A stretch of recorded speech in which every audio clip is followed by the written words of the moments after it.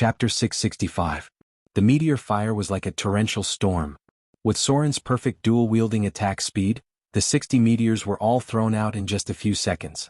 The violent explosion was like an anti-aircraft gun, directly shaking the magic power unit to the point that it could not move forward. The continuous explosion made the ground full of potholes, and the burst of fire had completely drowned the target. With such terrible damage, even an adult dragon would be killed by Melf's minute meteors. However, there was no data prompt in front of Soren's eyes, which meant that the magic power armor did not fall. Zzz. A green light similar to the disintegration spell shot out, and the moment Soren dodged at high speed, the stone behind him was disintegrated into powder. The figure of the magic power unit appeared, and its silver-white surface had been blown into potholes. The penetrating power of Melf's minute meteors was too strong, and even it could not be immune. However, this level of damage was not enough to destroy a golem of its level. The powerful damage reduction made it more resistant to damage than many gods and saints. Damn it. There were still a few minute meteors left in Soren's memory, but this was only the first level of the battle. Who knew what else was in the wizard tower? Melf's minute meteors had been used up to deal with a magic power device guarding the door. Next, wouldn't he have to use a knife to cut this damn thing? If he had a powerful artifact in his hand, it would be fine. However, without an artifact, a legendary weapon could not completely break through the damage immunity of this steel monster. To deal with this kind of thing, he must have extremely high armor penetration and sharpness attributes. At present, it was difficult to completely break through. Gloria. Corinne. Soren decided to keep a few Melf's minute meteors to deal with the situation, so he pulled out his curved sword Icing Death and silver sword of Gith. At the same time, he said to the two witches who were fighting on the other side, Advanced Enchanted Weapon. Two magic auras appeared. Advanced Enchanted Weapon. Icing Death plus 5 Legendary Weapon. Advanced Enchanted Weapon. Silver Sword of Gith, plus 5 Legendary Weapon. Enchanted weapons could temporarily increase the lethality of equipment. High-level enchanted weapons could be used on legendary equipment. Every 4 casting levels would increase by 1 level. At most, the weapon could become a plus 5 Legendary Weapon. Both witches had the power of a legend. Both of them were capable of maximizing the amplification effect. With 2 plus 5 legendary tier weapons in his hands, Soren dashed forward in an instant. Relying on his powerful dodging ability and explosive strength, he engaged in a melee battle with the mana engine before him. He had to force the target into his killing line. Meanwhile, at the top of the wizard tower, the radiance of energy was getting brighter and brighter. Suddenly, the voice of the high priest rang in Soren's mind, Master, be careful. The crystal pulse cannon is aimed at you. At the top of the Magus tower, a cold mechanical voice sounded, Crystal pulse cannon charged. Choose the most threatening target. Target locked. Without a doubt, Soren was the most threatening one among all of them. Because he was a god in the form of a saint, the Thaling in the wizard tower targeted him as the primary target.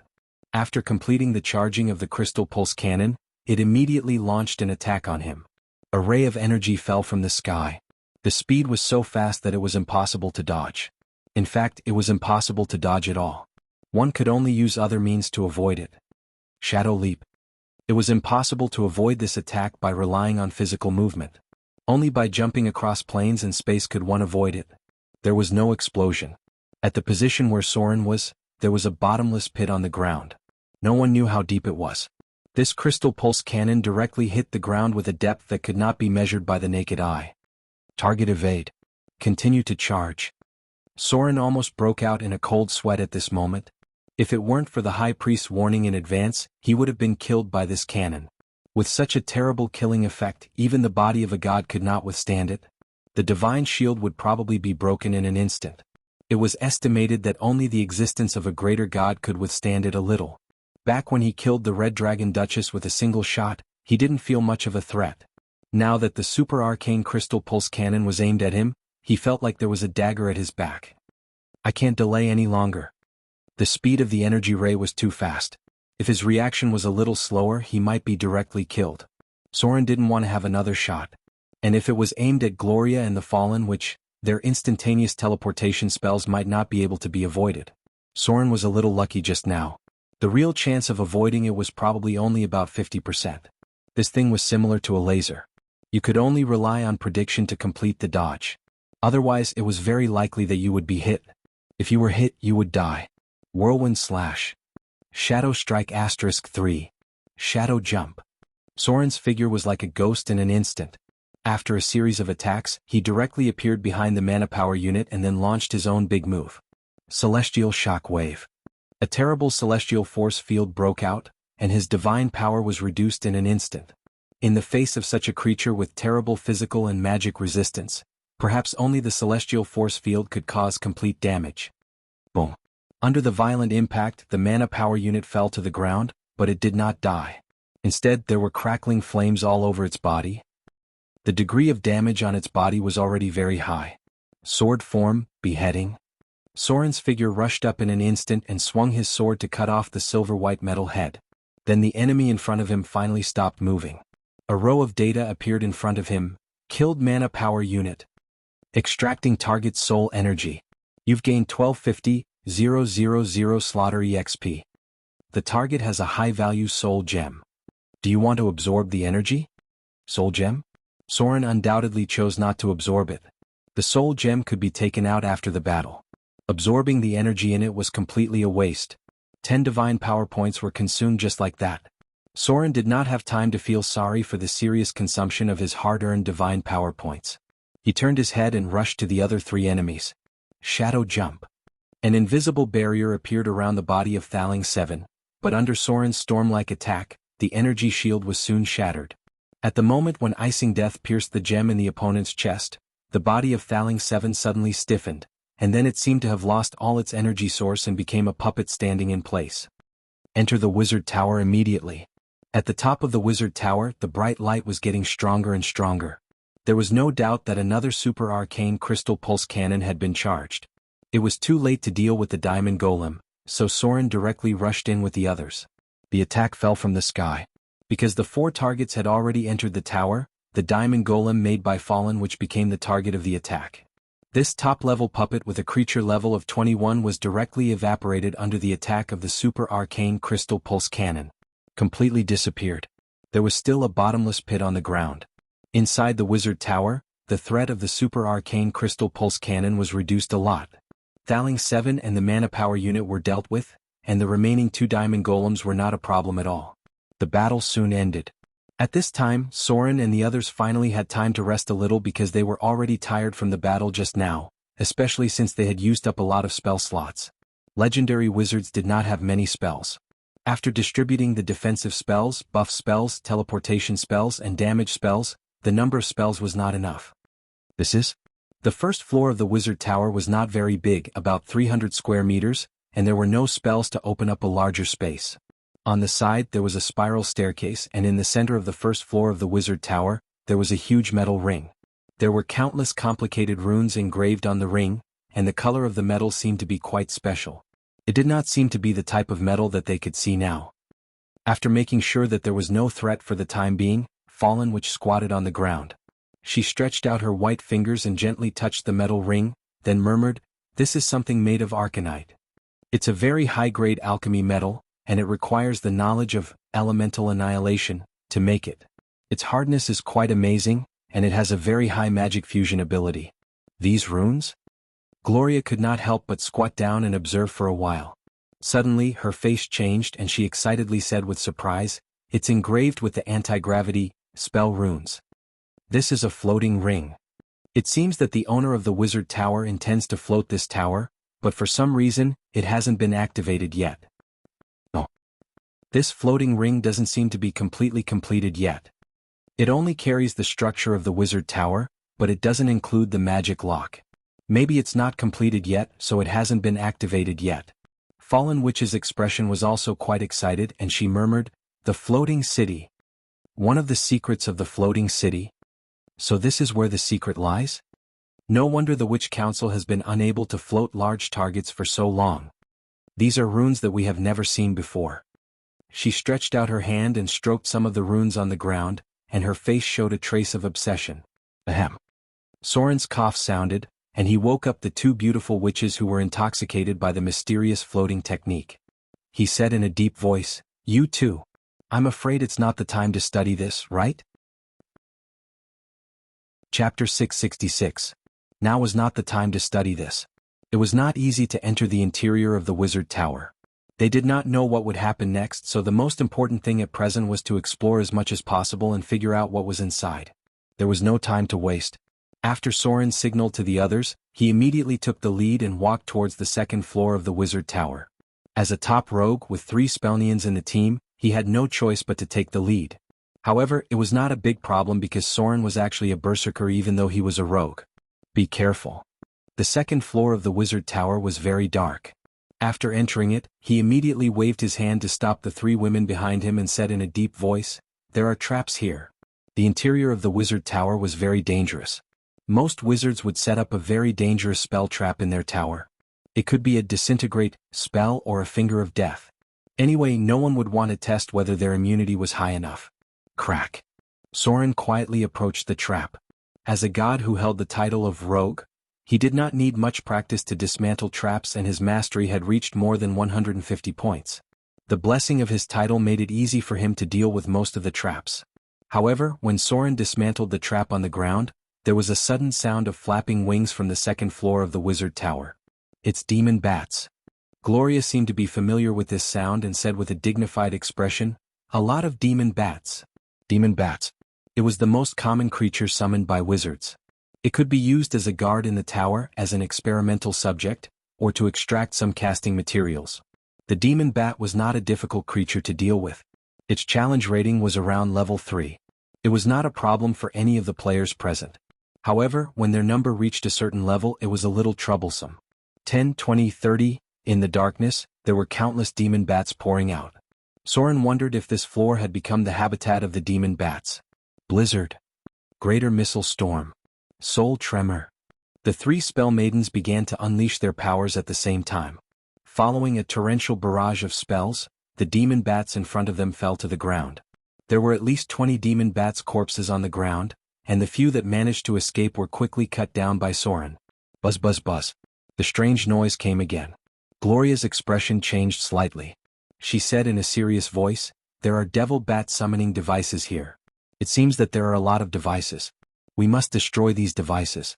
Otherwise, it will continue to summon the demon bats until it runs out of energy." Dark shadows filled the air. More than 30 devil bats appeared in their field of vision. However, the quality of the demon bats seemed to be much higher this time. Before they could even get close to Soren and the others, the demon bats had already started casting their spells. Colorful magic balls covered the sky, and there were also ice demon bats, fire demon bats, dust demon bats, and other special species. There was also an inferno demon bat among the demon bats, which had a challenge rating of level 7. Demon bats were commonly seen in many planes of the multiverse.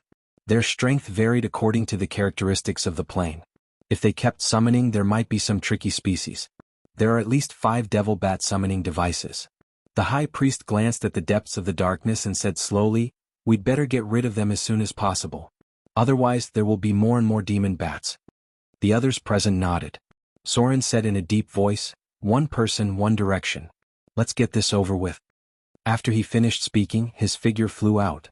Wherever the blade passed, the bodies of the demonic bats fell to the ground one after another. The space on this floor of the wizard tower seemed to be more spacious than he had imagined.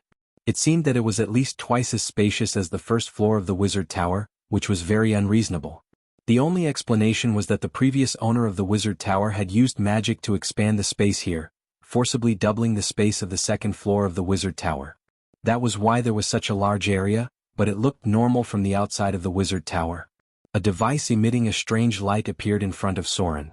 He saw an energy transmission pipe, similar to the one in the magic statue factory in the demiplane of war chess. With a sizzling sound, a fire demon bat was summoned. Soren directly cut the fire demon bat in half, and then smashed the whole bat summoning device with the handle of the sword. After the device was completely destroyed, the demon bats finally stopped appearing. A few minutes later, everyone gathered in the center of the second floor of the wizard tower. At this moment, there were no more demon bats on this floor. I saw a storage room on the left. Gloria glanced at Soren, raised her white fingers, and gently lifted her long hair. She slowly said, "But many things in there are damaged. I found something in the box, but I have to go back and study it to know what it is." Fallen Witch raised her hand and picked up a small metal ring. She looked a little excited and said, "On the right is a laboratory damaged by the demon bats. There's nothing good in there. but I still found this. It's an incomplete small arcanite floating ring. The high priest shrugged and said softly, "There's nothing on the front." Soren nodded and said, "I didn't find anything on my side either. Since we've explored this floor, let's continue to the next floor." Hearing Soren's words, Gloria's expression was a little hesitant. She slowly said, "I don't have many spells left. From the beginning to the end, we only encountered Thaling 7. According to the level of this wizard tower, I'm afraid there are a lot of Thaling. The one in the war chest plane is Thaling 13. If we calculate according to this number, the enemies we'll encounter next may be very dangerous." Fallen Witch nodded and said softly, "I don't have many spell slots either. There were never enough spell slots. Although the battle wasn't fierce enough to shake the earth, the two witches had at least 3 types of defensive spells that were continuously in effect.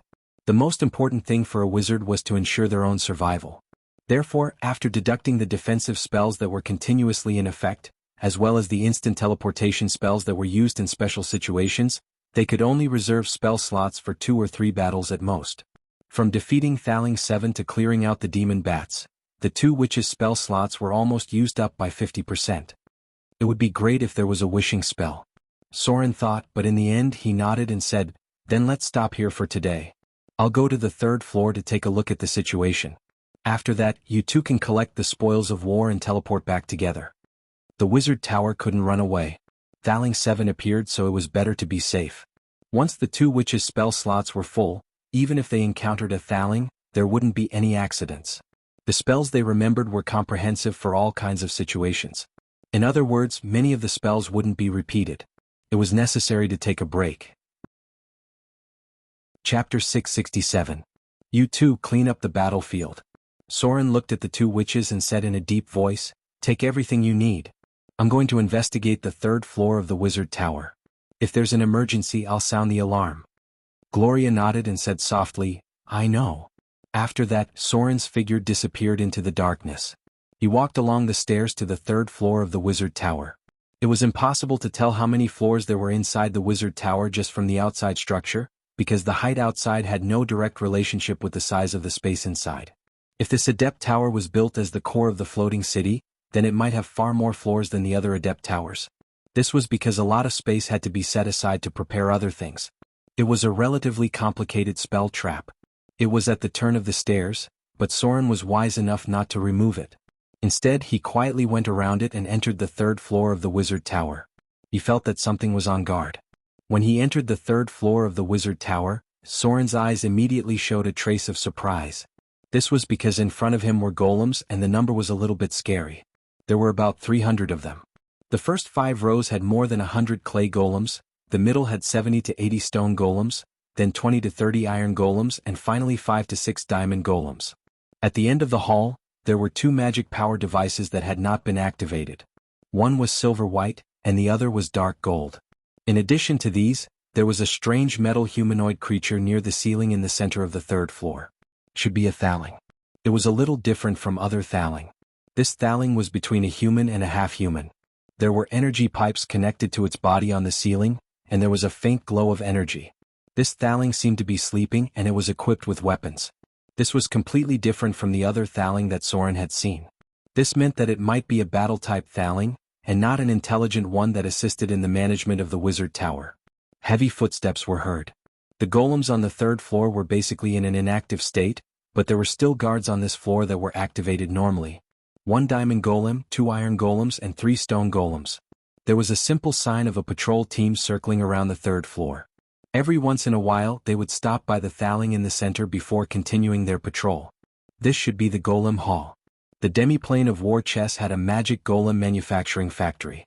Logically speaking, there should be more than just a few surviving magic golems. It seemed that most of the magic golems had been stored there. Any wizard tower required a large amount of labor and guards to maintain its operation. None of the golems in front of him had been activated, probably to conserve the energy inside the wizard tower. In Gloria's tower, the iron golem spent most of its time in a dormant state. I wonder if I can eat these unactivated puppet golems without damaging them? Soren had a bold idea in his mind. There must be a dangerous trigger device on this floor. If he accidentally disturbed something, there could only be 2 results. One was that all the magic golems, including the Thaling in the center, would wake up. The other was that the Thaling or some of the magic golems would wake up. One thing Soren was very sure of was that the Thaling in the center would definitely wake up when he appeared. Because the wizard tower had been maintaining its energy operation, every time the patrol team stopped in front of it, it should also be a trigger mechanism. Why do I feel like this thing is quite dangerous? Soren observed the structure of the Thaling in front of him from a distance. It didn't look like a human, but it looked a bit like a humanoid mech. In other words, it was a more advanced version of the mana-power device. It was directly upgraded to the level of the Thaling. It looked very difficult to deal with. This thing's creature level shouldn't be higher than level 30, right? Soren tried to figure out the Thaling's fighting style, but he couldn't find any clues. He could only be sure that it wasn't a spell-type Thaling. It should be quite strong in melee combat. It seemed like it wouldn't be easy to deal with. Before leaving the third floor of the wizard tower, Soren carefully circled around the place. He used his eidetic memory to memorize all the terrain and the energy transmission pipes on the third floor. If he wanted to take down the third floor of the wizard tower, these energy transmission pipes must be cut off as soon as possible. Otherwise, if all the magic golems were to wake up as a god, he could only escape with the others. The entrance to the fourth floor was sealed. A heavy stone door blocked the entrance from the third to the fourth floor. It seemed like he needed to find the mechanism to activate the device. After making sure that he didn't miss anything, Soren quickly went to the second floor of the wizard tower. The three spellcasters had already cleaned up the battlefield. They basically took everything that could be taken away, even the parts of the mana-power device were collected and brought back for research. What's the situation up there? Gloria gently lifted her long hair and asked. Fallen, which also seemed to be quite concerned. Soren briefly explained the situation, and the two witches' expressions suddenly became serious. They murmured, "There are actually so many magic golems? That's not easy to deal with."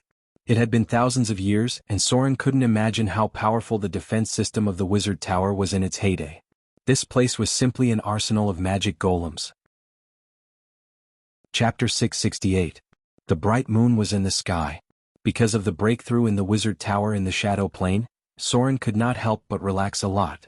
If a wizard tower could be raised in the city of Mordor, then even if the Avatar crisis broke out completely, they would have no problem protecting themselves. The wizard tower had a strong deterrent power, and it had the ability to kill gods. Basically, not many gods were willing to take such a big risk to try, even if the possibility was not very high. Although the wizard tower had not been completely taken down, as long as the situation was broken, they could slowly push forward. Soren believed that it was only a matter of time before they took it down. A gentle night breeze blew from the window. Soren seemed to feel something in his heart. He gently pushed the door open and walked to the courtyard. Then he jumped and gently landed on the roof. Gloria stood on the roof in a robe. After noticing the arrival of Soren, she turned around and smiled softly. Then she continued to look up at the brilliant starry sky quietly, as if she was thinking about something. "Have you finished memorizing the spells?" Soren walked to Gloria's side and stood side by side with her on the roof, looking at the quiet night sky. Gloria smiled and nodded and whispered, "Yes." The gentle night breeze blew Gloria's long hair, and a wisp of fragrant hair floated to Soren's face.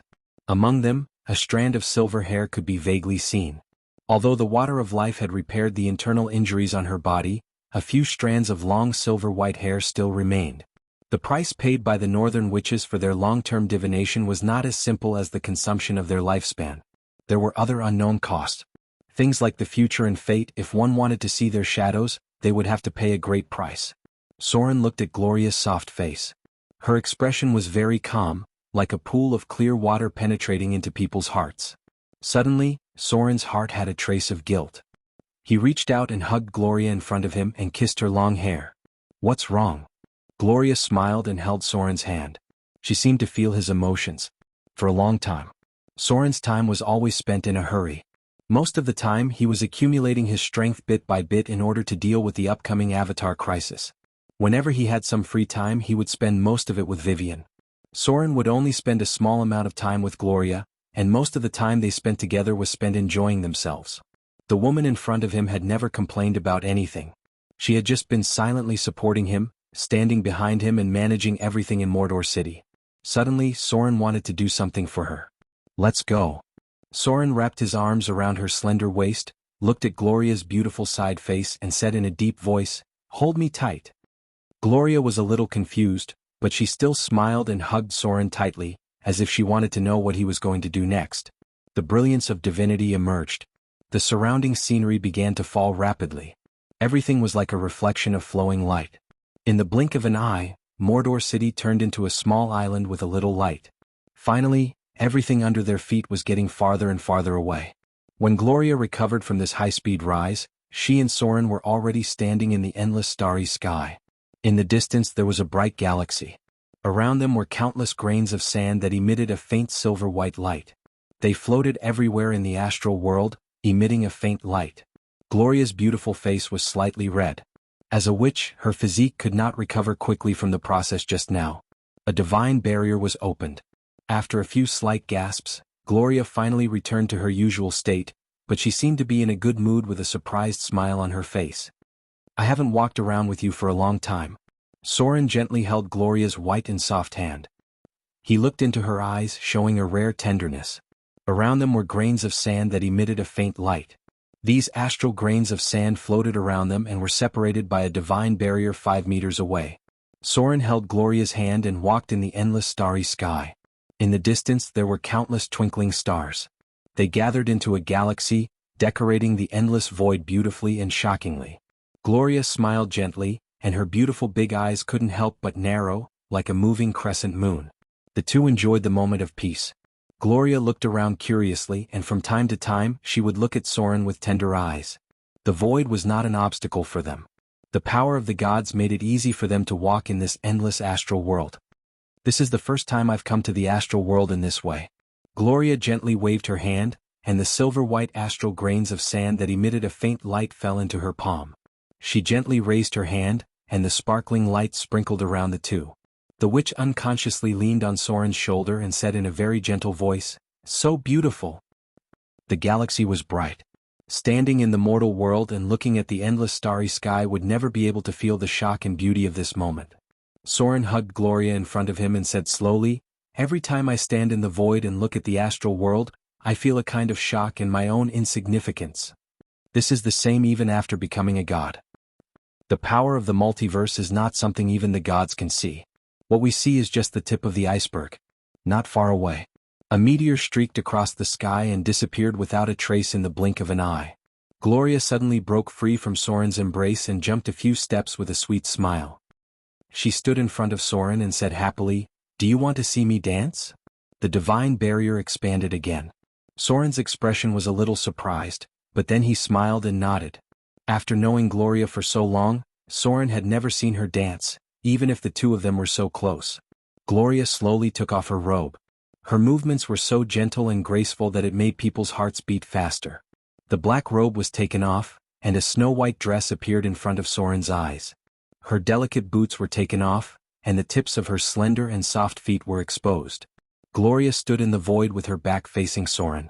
In the distance was the bright galaxy.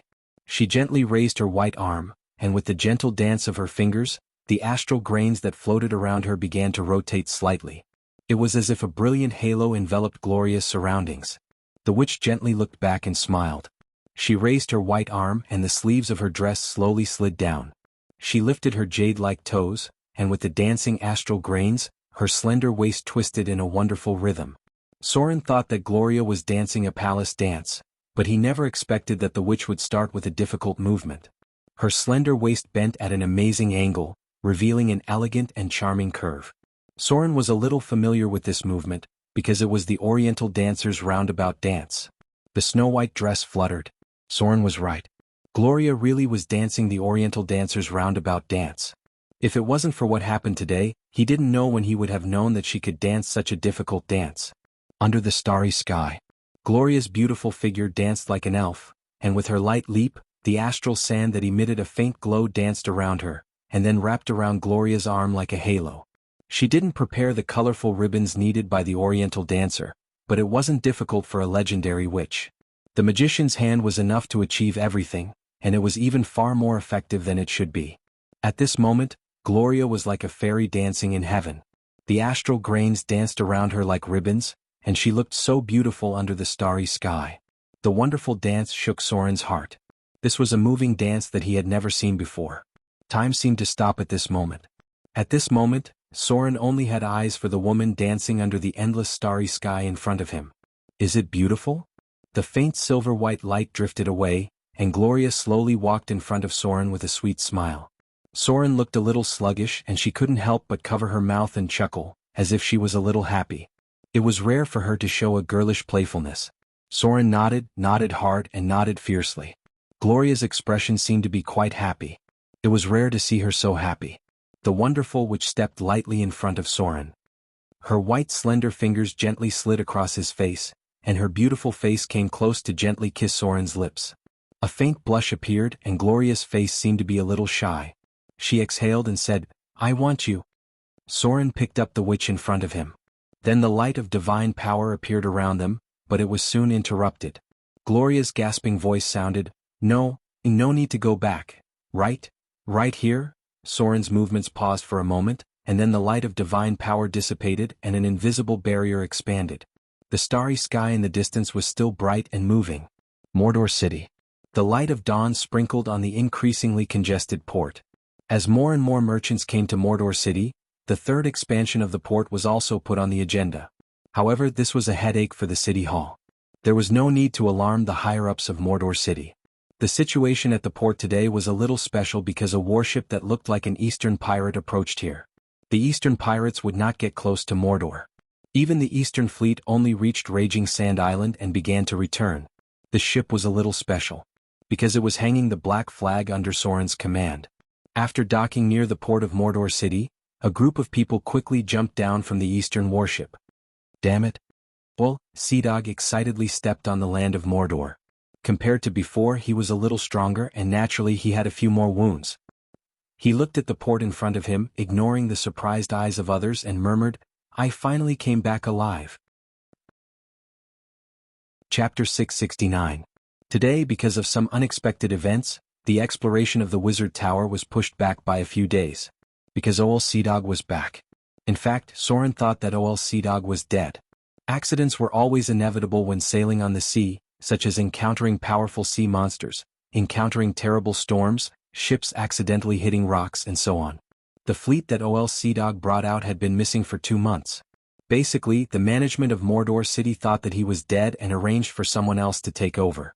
But what everyone didn't expect was that this guy actually came back alive. So what if he came back alive? Ol Sea Dog wasn't a particularly important person in Modo's management. But this time his return was a bit interesting. Because Ol Sea Dog brought back a lot of useful information to Soren. This time he didn't come back from the eastern route, but from the other side of the Amazon rainforest to Mordor. This was a new route, and the fact that Ol Sea Dog could return safely proved that this route wasn't too dangerous.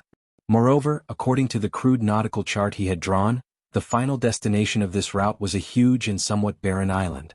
Located at the border of the eastern world, its area was larger than several southern kingdoms combined. 1/3 of the land showed signs of desertification, but it wasn't as serious as the eastern kingdoms. There were remnants of ancient ruins on the island. Because it was too long ago, not much could be seen on the surface, but there might be more undiscovered things underground. Sea Dog and others found a huge city ruin, but they didn't see any indigenous life. This island was about 2 or 3 days away from the Eastern Sea route. From their current exploration, only some Eastern pirates used this coastline as a secret base.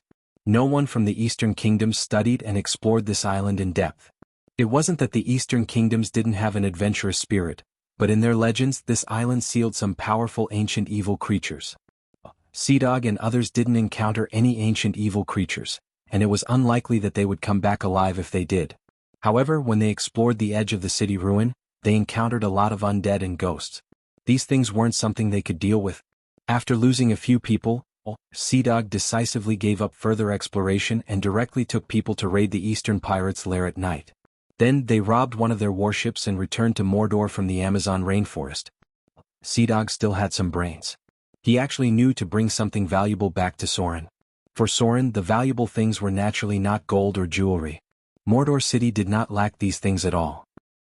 What Ol Sea Dog brought back were some peculiar dark red soil, some special alchemy parts, the corpses of mutated life forms living in the vicinity, as well as something that looked like a light bulb. In Ol Sea Dog's words, this thing had been inside a room in the ruins for who knows how long. There were 2 or 3 boxes of things that would come. Unfortunately, they weren't anything of great value. It could be seen that Ol Seadog was really just taking a stroll around the periphery. Soren picked up an alchemy component and gave it a quick glance, then handed it over to Gloria and Fallen Witch. Could it be a fallen floating city? Gloria looked at some of the items and frowned. She shook her head and said, "I'm not sure. The alchemy craftsmanship of these things isn't very high. If a floating city had really fallen there, then it would have been impossible. Then why didn't there be a big explosion? Logically speaking, there shouldn't be any relatively well-preserved ruins of a large city in the material plane. Maybe it's just another wizard city that's been buried in history. We'll have to go and take a look to be sure." Fallen Witch also nodded and said slowly, "It doesn't seem to be of much value at the moment, but maybe we can consider taking a look after taking down the wizard tower. The only complete ruins of a floating city in the material plane can only be found in the Eastern Kingdom." Soren nodded and said, "Well, I see." After that, he turned his eyes to the nautical chart in front of him. According to the nautical chart drawn by Ol Seadog, his return route would pass through the Amazon rainforest and eventually reach the border of the Eastern Kingdom. Soren's finger gently tapped on the map as if he was thinking about something important. After a while, he shook his head and reached out to erase a mark on the map. "The Eastern Sea is too far." Soren looked at the nautical chart in front of him and murmured, "At this critical juncture of the outbreak of the Avatar crisis, it's no longer suitable for me to expand my territory. The Frost Kingdom was able to suppress the pirates because of Princess Anna and Princess Royal. Otherwise, because it's too far from the south coast, the management would have been full of loopholes. The Eastern Sea. The benefits of taking it down and the price paid are not proportional at all. Soren already had 3 sea territories. If he took down the Eastern Sea, then the sea area where human activities were basically complete. However, the current situation was that the cost of taking down the Eastern Sea was too high, and the benefits were already very limited. Adding Arendel's route was not of much use to Soren, so he might as well put his energy elsewhere. However, this sea area still needed to be marked. The core territory of the Arcane Empire was in the Eastern Kingdom. When the Arcane Empire was destroyed, the floating cities were concentrated in the east. No one could be sure if they were lucky. A day passed in a blink of an eye. Just when Soren was ready to continue exploring the Wizard Tower, a small accident happened again. Autumn fall. A very important message was sent from the intelligence system of Mordor, that was, a part of the half-elves in Autumn fall seemed to have organized. They prayed for Soren's protection and were preparing to migrate to the outer islands collectively.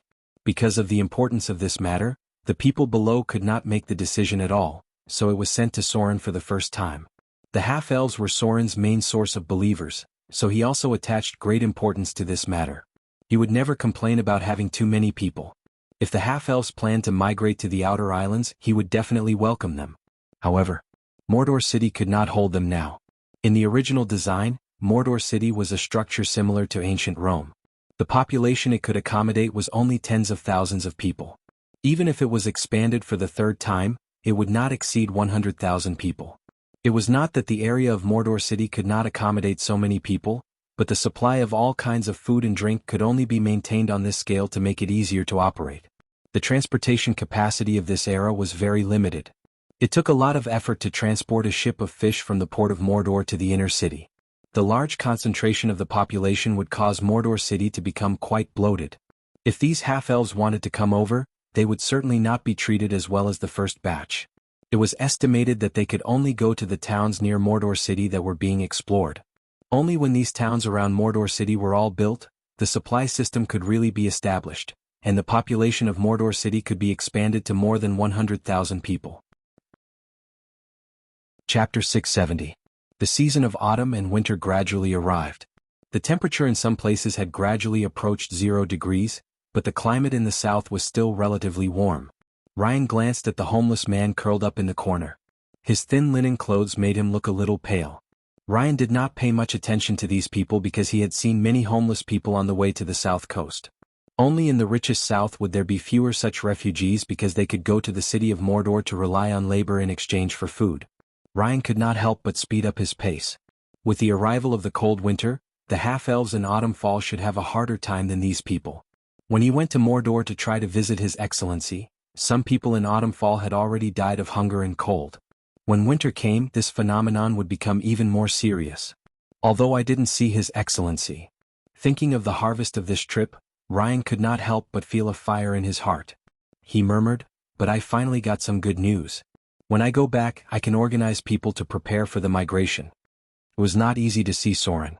As the king of the three seas and the protector of the half-elves, he had too many important things to deal with. However, Ryan still got the result he wanted. His Excellency was willing to accept the half-elves, but they needed to reach a position close to the coast, and then there would be warships to take them to Mordor. These people would be placed in newly built towns near Mordor. The treatment would certainly not be as good as the first batch of half-elves to migrate, but for Ryan, it was enough as long as his people would not die of hunger and cold. The half-elves inherited the hard work of humans. They would use their hands to create wealth. Humans were the most obsessed with farming, so the total population of humans completely crushed other races. The half-elves inherited this advantage, and they also attached great importance to farming. 3 days passed in a blink of an eye. Ryan finally returned to Autumnfall. He did not know when there was a mass grave outside the city gate. As the climate became colder and colder, the lack of materials began to make the first batch of vulnerable people fall. Those who were sick, weak, and young. The atmosphere in the city became more and more silent, as if a storm was brewing.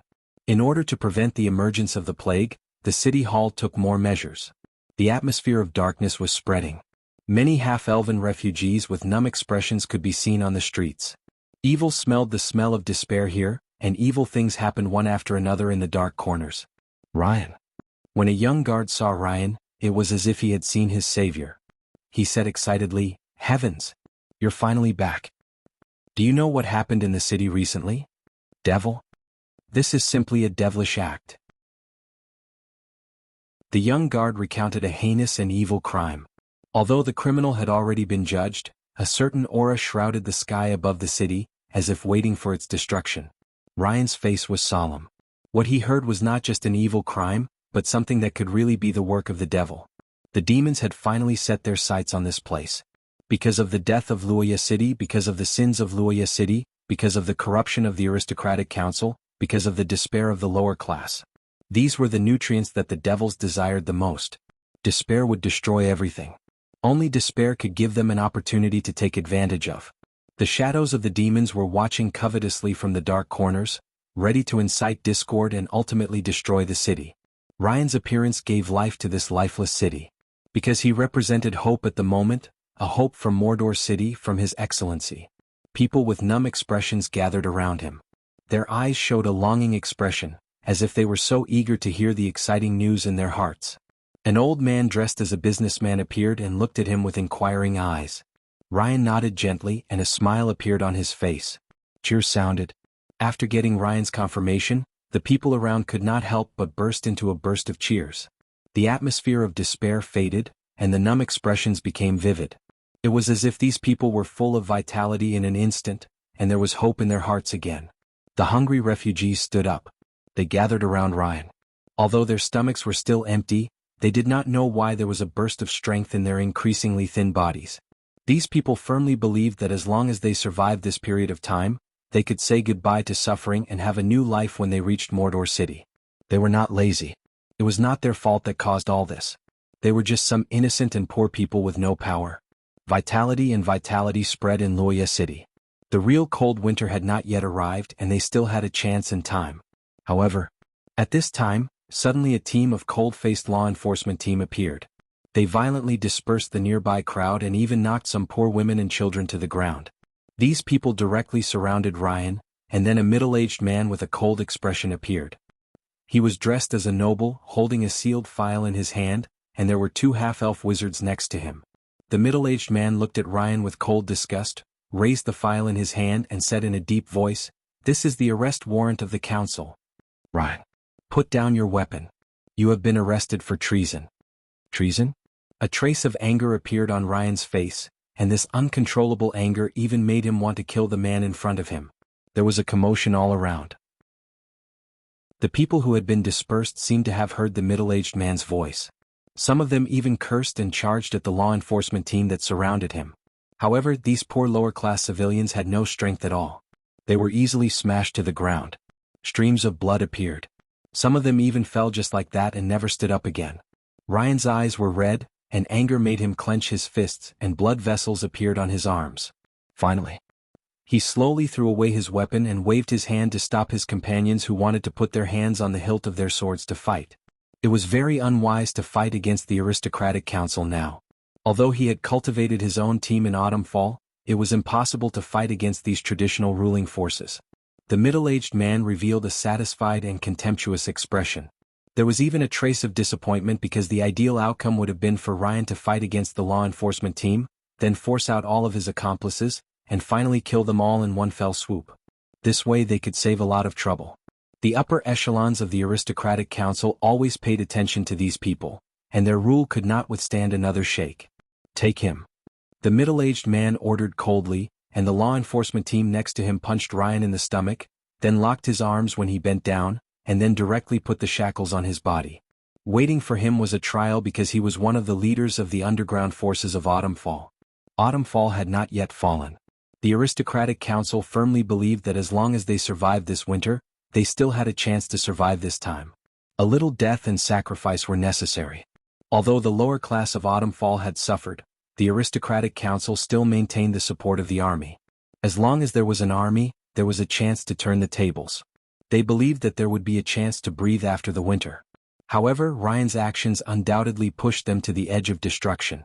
Waiting for this man would be a death trial because he was fighting against the ruling order of Autumnfall that had lasted for thousands of years.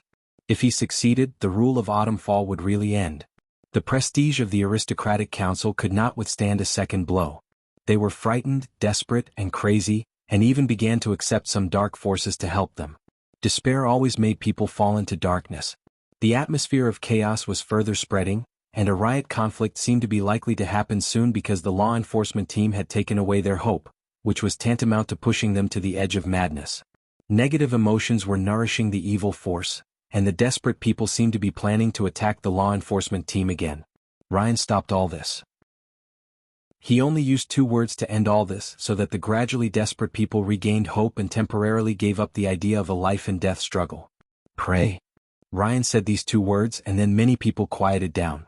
Then he walked with his head held high and let the law enforcement team take him away because he knew that the aristocratic council could no longer stop all this. The power of prayer would bring their beliefs and prayers to His Excellency. Perhaps one person's prayer could not tell His Excellency everything that happened here, but the prayers of thousands of people would eventually convey everything in Autumnfall to His Excellency. He would never sit idly by and do nothing about all this. Because he was the master of the half-elves, the protector of the half-elves, and the god that the half-elves served. Autumnfall was shrouded in dark forces. They had evil purposes, nourishing sin with despair, and then quietly waiting for the destruction of the city. Finally, they would share a feast in the destruction. This was a very rich fruit of sin. Whether for the devil, or the evil god, this evil feast could bring them great satisfaction. Ryan did not know his next fate. He could only pin all his hopes on the city of Mordor, on His Excellency, because only he could save Autumnfall, and only he could save the half-elves here. Chaos was the nourishment of sin, and the evil forces that traveled in the material plane finally stared at Autumnfall. Winter. The arrival of winter would be an opportunity. Hunger and death would bloom in the cold winter, the most beautiful and most ruthless flowers of sin. Chapter 671. Night fell.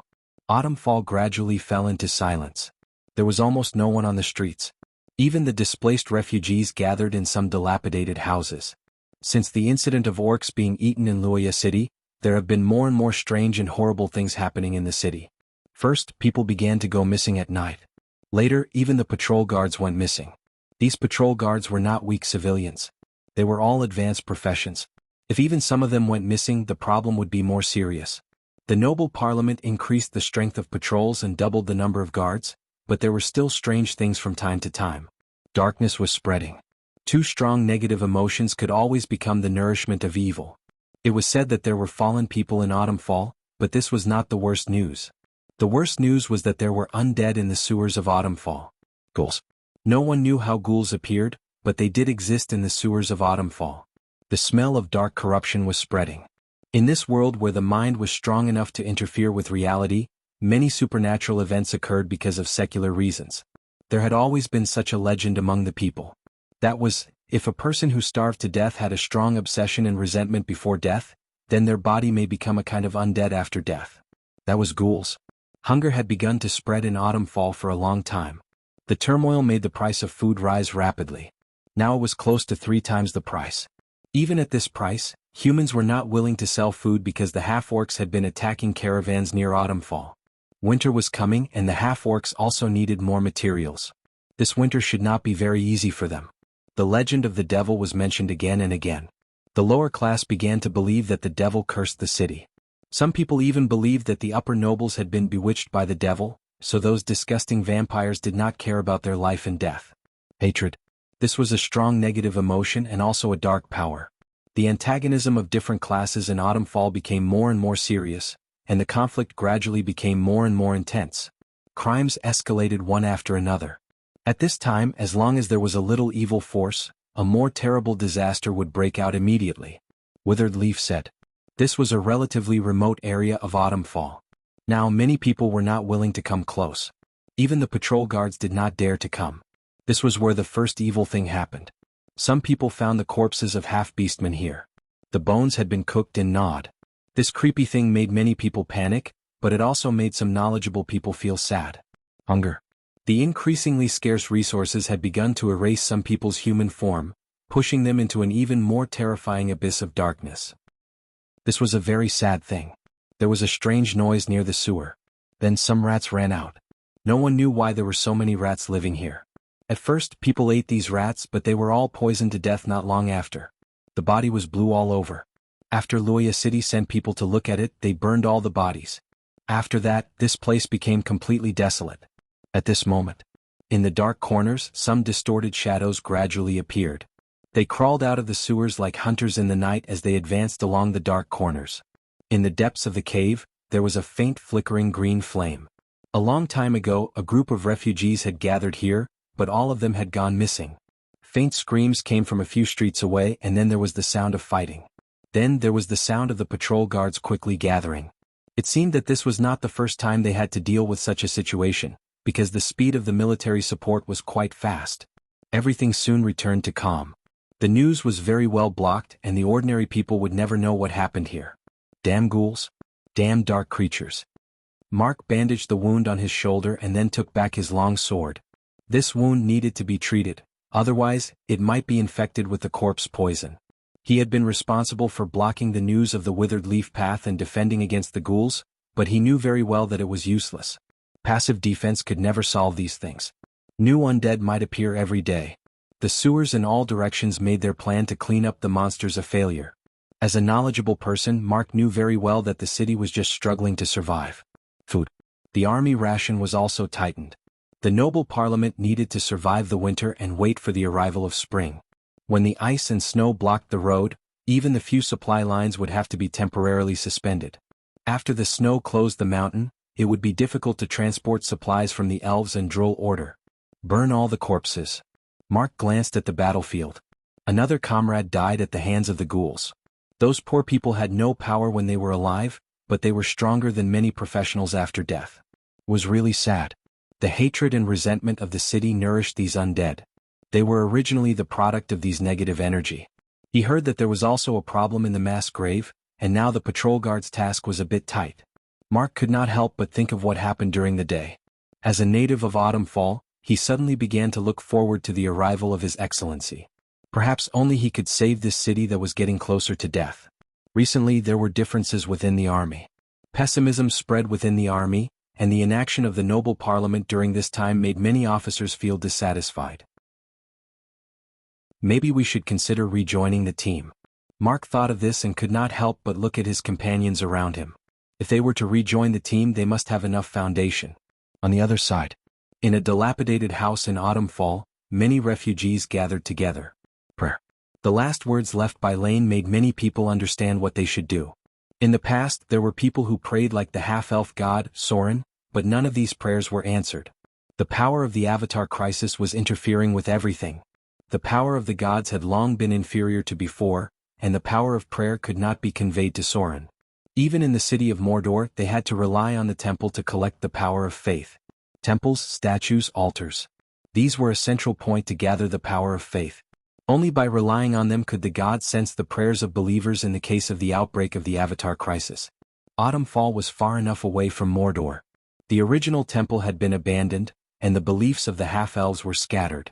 Some believed in the elven gods and some believed in the human gods. This was why many people did not leave with Soren. No. The gods they believed in could not save them. At this time they began to entrust their hearts to Soren. It was a crude altar.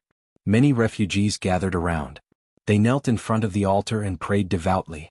When people were on the verge of despair, they were always willing to believe in the gods. Especially before death, people's faith in the gods was the most devout. Muffled prayers could be heard. The simple altar gathered the power of faith, which contained the prayers of believers across space and began to be transmitted to Mordor. A person's prayer was useless.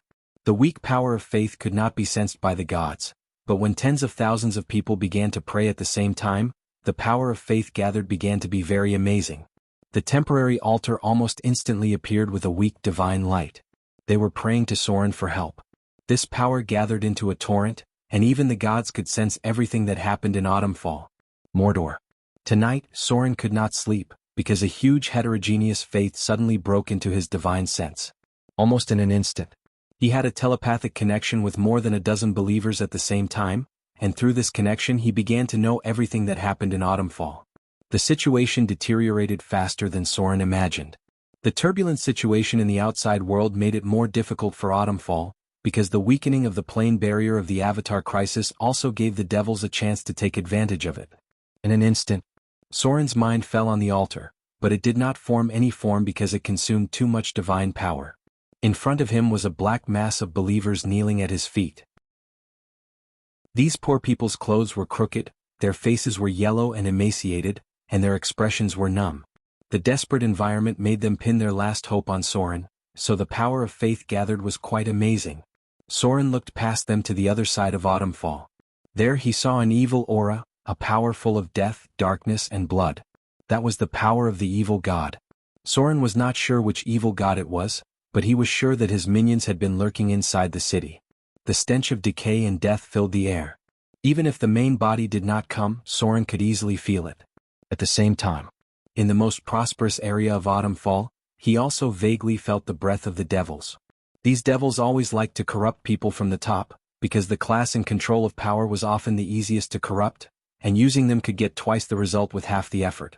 In addition, in the vision of the gods, Soren also vaguely felt some traces left by other existences, but because it was too weak, he could not determine what it was. Very good. All the evil gods are here. It seems that they are all ready to take a share of the ruins of Autumnfall. Autumnfall had fallen. There was almost nothing valuable here, but there was a kind of amazing wealth here for some existences. That was the soul. P.S. There is one more. Chapter 672. Souls were the most precious wealth. For mortals, many common ores, jewelry, materials and so on in the lower plane were very valuable. But for many creatures in the lower plane, these things were not worth mentioning at all. Only the souls of these mortals in the material plane were the most important wealth. This was the difference in the value of the plane. Therefore, if they wanted to lure a mortal to fall, the devils could always think of enough ways to achieve their goal. The temptation of the devil was not so easy to resist. Soren closed his eyes and sensed everything in Autumnfall, trying to find out which big devil had attacked the city. But it was a pity that Soren found almost nothing. The big devil hid very deeply, and his claws and teeth were not fully exposed. This was one of the most annoying things about demons. These guys always liked to hide in the dark corners and weave conspiracies. Unless it was an unavoidable battle, they rarely stood out to confront the enemy head-on. Soren now had two choices. One was to sweep away the dark forces in Mordor and finally control the city completely. But the price of doing so was that he had to fight with an unidentified evil god and deal with a powerful devil at the same time. They had already set their sights on Autumnfall. Soren's action was tantamount to a head-on war. They would regard Soren as an opponent to compete for prey. Autumnfall had already decayed. The deep-rooted order here was not what Soren liked, and he was not willing to accept this rotten order. The traditions, rules, and nobles of Autumnfall had long been imprinted in the bones during hundreds of years of rule. It would take too much time and energy to change them. And after getting all this, Soren still had to deal with a more violent Avatar crisis. At that time, the devils would dance and the gods would go berserk. It was almost impossible for him to take care of Autumnfall. The second choice was to take away those who were willing to go with him. This should be the last time he took these poor people from Autumnfall, because there were still more than 2 months before the new year. At that time, the Avatar crisis would officially begin. Soren was unlikely to have a third chance to take them away, which meant that this was their last chance. Those who chose to stay would have to face the torrent of fate. Soren is not a savior. He had no interest or ability to save the world. The Avatar crisis had taken away too many lives. Only those who were willing to follow him were worthy of his energy. Soren looked down at the city in front of him. Then his figure gradually disappeared. Since he had made his decision, he had to start preparing. He is merciful. To a certain extent, Soren was more humane than many gods. Therefore he would give these people one last chance, but the choice was up to them. Since this was the path he had chosen, he would face it. The first rays of the morning sun shone down. Mordor City, which had been silent for a night, gradually became busy. Today the residents of Mordor City felt a little strange because the army was mobilized too frequently. What surprised them even more was that there were many beautiful northern witches wearing wizard robes in Mordor City. The central square near the shrine had become a restricted area since the morning. All unrelated people were not allowed to approach.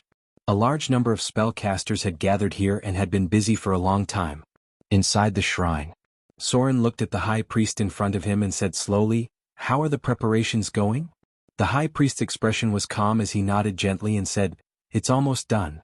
Now we just need to wait for Gloria to preside over the teleportation circle."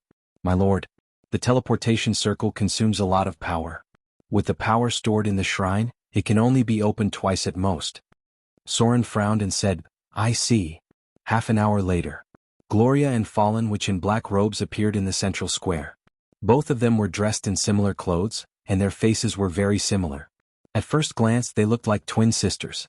They were surrounded by spellcasters from the Northern Witch Council, and a huge teleportation circle had been set up on the ground. It was not difficult for a single person to teleport, but once the scale of the teleportation was expanded, the energy consumed began to increase exponentially. Without the elemental pool of the half-bit wall to supply energy, it was almost impossible to maintain it for a long time. "Ready?" Gloria glanced around, then nodded to her mother beside her. The two legendary witches began to cast spells at the same time. In the core of the central square, a strong magic aura gradually appeared, and then a portal opened. During this time, Soren had a lot of things to do, so they also temporarily slowed down the progress of exploring the tower. Activate the Golem army. With the issuance of orders, all the golem puppets that had been prepared near the central square were activated. This time almost most of the stock of Mordor City was sent out. At the front were 2 diamond golems that had been reintegrated with the soul crystals, followed by 12 steel golems, part of which was Gloria's stock, and then more than 50 stone golems. The clay golems were a little weak in combat, so Soren did not prepare to take them out this time. The location of the teleportation circle was 15 kilometers north of Autumnfall. It was certainly not possible to pick people up with empty words. Force could solve a lot of problems in this case. The first elite guard is in position. The second elite guard is in position. The third elite guard is in position. The Black Flag Legion is in position. As the Golem army was assembled, a team of Mordor City's elite troops also began to assemble. There were more than 30 witches who maintained the portal. Not only did they use Gloria's relationship, but Soren also paid nearly 120,000 Kindler for it. Half of these costs were paid to the Northern Witch Council, and the other half was consumed on the materials to build the portal. Space beacon lock. Start the teleportation. The first to enter were the 2 diamond golems, and then the other golems stepped into the portal. Behind them were the elite troops of Mordor City. Although many of their strength had reached the 2nd grade or above, it was the first time for these people to come into contact with this kind of supernatural teleportation circle. Looking at the entire material plane at present, only the Northern Witch Council and the Wizard City could perform large-scale teleportation. Soren wanted to do this, but he was afraid that he had to wait for the 2 witches to be stronger. "I'll leave it to you for the time being." Soren turned to look at the high priest and said slowly, "I'm afraid there will be a lot of people coming this time. You have to be prepared in advance." The high priest nodded gently. After Soren said all this, he disappeared and directly entered the portal. North of Autumnfall. Accompanied by the distortion of space, a portal appeared directly on the plain. Then golem puppets walked out of the portal one after another, causing the ground to tremble slightly. These golem puppets, which weighed more than half a ton, scared the birds and beasts within a few kilometers into fleeing in all directions. They stayed where they were and waited in formation. Then a group of fully armed elite troops appeared. The teleportation circle lasted for about 10 minutes.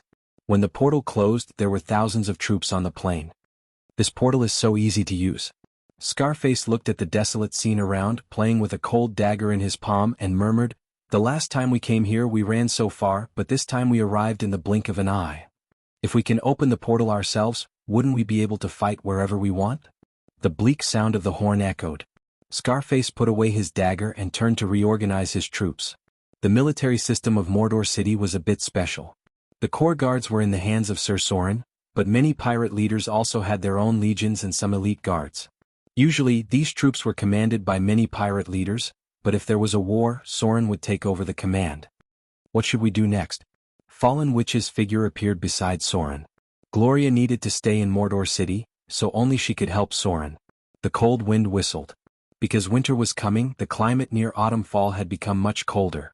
Thousands of troops stood neatly in the cold wind, and everyone quietly waited for Soren's order. The air was filled with an austere chill. Soren glanced at the city in the distance and said lightly, "Flatten it." Chapter 673. Level. Soren dared to say these two words not only because of his own strength, but also because the army of Mordor itself was the top force in the material plane. The strength of his army was all fought all the way. Before Soren became a god, many pirate leaders followed him to fight all over the world. They had experienced countless battles, big and small. Some of the core elite troops could be said to have survived hundreds of battles. Although there were fewer opportunities for these troops to be dispatched now, their strength to eliminate the indigenous people did not fall behind at all. Looking at the entire material plane, it was estimated that only Soren's army had a battle every month, from the beginning of the year to the end of the year. These pirates could not be left idle. These guys liked to make trouble when they were idle. Note, if there was no battle, a group of drunk people in Mordor's tavern would explode more than 10 times. There were too many unruly guys among the pirates. They were honest in front of Soren, but it did not mean that they would be the same in front of others. At present, the army of Mordor was divided into two factions. One was the conservative faction, responsible for maintaining the order of Mordor and taking over most of the more stable jobs. The other faction was the militant faction. Compared to this kind of comfortable life, they preferred a novel and exciting adventure life. So these people were either sent to deal with the indigenous people or sent to perform more dangerous tasks in various places. The conservative faction's life would be more comfortable, and the militant faction's rewards would be more abundant, and their status would rise much faster. Note, because of the clergy of rogue, many of Soren's warriors had part of the profession of rogue. With the gradual improvement of the rules of Mordor, everyone had found the role they should play in this environment. Some people began to settle down and live a more peaceful and busy life, while others were unwilling to be lonely and tried all kinds of adventures. The rules of Mordor would provide them with opportunities. No matter what kind of people they were, they could find a way to rise. The recent rapid rise of Ugly Monkey, Jackdaw, Little White Shark, and other rookies were quite eye-catching. Some of them had even caught up with the old pirate leaders. The gate of Autumnfall had appeared in front of them. Soren's army moved very quickly. Before the enemy could react, they had already approached the city gate. After all, the teleportation location was not far from Autumnfall. The sudden appearance of the army made the defenders of Wuxia City panic. The black flags fluttering in the cold wind made people feel depressed. Break the city gate. Soren's expression was very cold, and his attitude was not very friendly. This was because he did not come here to express goodwill to the aristocratic council. Wasting time arguing with politicians was definitely not his habit, so before this kind of war of words began, he would use his strength to solve some problems. Dong dong dong. The heavy diamond golem stepped forward. The technology of making diamond golems in Motor City had been perfected day by day. If there was enough money and soul crystals, maybe the two legendary witches could make diamond golems close to double digits when the Avatar crisis broke out next year. At that time they would really have the momentum of a golem army. Rumble. A violent impact sounded, accompanied by a slight tremor of the city wall. A crack appeared on the solid north side of Autumnfall. The diamond golems were level 21, which belonged to the legendary golems. All of them had more than 35 points of strength. In addition to the advantage of their size, they were more violent than many violent legendary barbarians. Soren directly ignored the panicked defenders on the gate and ordered the golems to break the gate. The two diamond golems hammered at the gate, which was much better than any siege vehicle. In the blink of an eye, the north gate of Autumnfall collapsed, and then the elite troops of Motor City raided in. Take the gate. Soren glanced around coldly. On the other side of the city there were troops gathering, but he did not care very much. Instead he calmly said, "Surrender. Don't kill captives. Don't hurt civilians." Scarface. Yes. You take a team to raid the prison and pull out a man named Ryan. Understood. Sir. Yes. You take people to set up a line of defense here. Kill anyone who approaches. Understood. A series of orders were issued. Although Soren came to pick up the civilians in order to save time, he directly occupied a quarter of Autumnfall first. There were still 2 months before the new year. In January next year the Avatar crisis would break out completely. At that time, the first batch of the demon army that broke through the barrier would come to the material plane. In just 1 month, more than 20 towns were destroyed by the demon army, and millions of people died in the endless war. It also opened a tragic chapter for the beginning of the Avatar crisis. Time was already in the final sprint. If the politicians were to argue with the aristocratic parliament of Autumnfall, God knows when these guys would allow Soren to take away these civilians. So Soren was ready to do all this with a more domineering method. In less than half an hour, the north gate of Autumnfall had fallen. 1/5 of the city had been occupied by Soren, and the elite pirates took over the city defense everywhere. Part of the reason was that the army of Mordor was really elite. There were too many grade 2 professions. Another reason was that the civilians here had long been looking forward to the arrival of Soren, and there were organizations in the city to cooperate with the action. My lord. An old man in a gray robe appeared in front of Soren. He bowed his head respectfully and said, "The things you ordered have been done." This was the Archbishop of the Half-Elf Church. Not only did he manage Soren's church, but he was also the Archbishop of the original god of the Half-Elves and Rogues. Now that Soren had become the god of the Half-Elves, he naturally changed his camp. However, because of the re-establishment of the church, although he retained the position of Archbishop, the real power had been transferred to the High Priest, Butterfly, and other young priests. Now the old priests were concentrating on training new successors, especially those who were talented, such as Soren's young chosen. Very good. Soren heard the words and nodded slightly, then said, "You are responsible for negotiating with them. Tomorrow we must take these civilians away." As a god he naturally had his own rules. With the passage of time, Soren gradually began to adapt to the perspective of a god. The Avatar crisis provided him with a buffer so that he would not directly change from the mentality of a mortal to that of a god. Instead he would adapt little by little like now. The old man bowed and nodded, "Understood. I'll do it now." At this time, on the other side of Autumnfall, there was a burst of footsteps. It took half an hour to assemble the army. The speed was not fast, but it was not very slow either. It could only be said that the army of Autumnfall was transitioning to an elite force after the war with the orcs. Formation. Get ready to fight. The giant stuck out his tongue and licked the blade. A bloodthirsty expression appeared on his face. His huge and burly body and ferocious face gave a lot of pressure to many people. The people nearby didn't dare to get close to him, afraid that they would be accidentally killed. Because he was about to break through the realm of legends, the giant's bloodline had a slight mutation. The further improvement of his strength was easy to cause accidents because his agility and balance were not high enough. Recently when he drank he always accidentally crushed the wine glass. A gentle pat could break someone's bone, so no one dared to approach him during this time. To be honest, the giant actually wanted to fight with the enemy in front of him, but he didn't know if they dared to fight with the army of Mordor. Soren's order was to occupy the north gate of Autumnfall. They were not allowed to take the initiative to fight with the half-elf army, but if the other side dared to launch an attack, they could directly counterattack. To be honest, the giant felt that this was a bit troublesome. It was better to send more troops over and directly take down Autumnfall. At that time, whether they wanted to empty Autumnfall or occupy it, they could do it. The giant didn't know what Soren was thinking, but Soren must have a deep meaning. Maybe he didn't want to waste his strength on fighting with the half-orcs. Rumble. There was a violent explosion near the prison of Wuxia City, followed by a flurry of fighting. Then Scarface was seen carrying a man covered in blood and flesh toward this side. "Your Excellency." Scarface carefully put down the man on his back. The reason why he was so careful was because the other party was too badly injured. He was afraid that he would accidentally kill him. At this moment, his back was covered with blood, but it was not his own, but the man on his back. Damn it.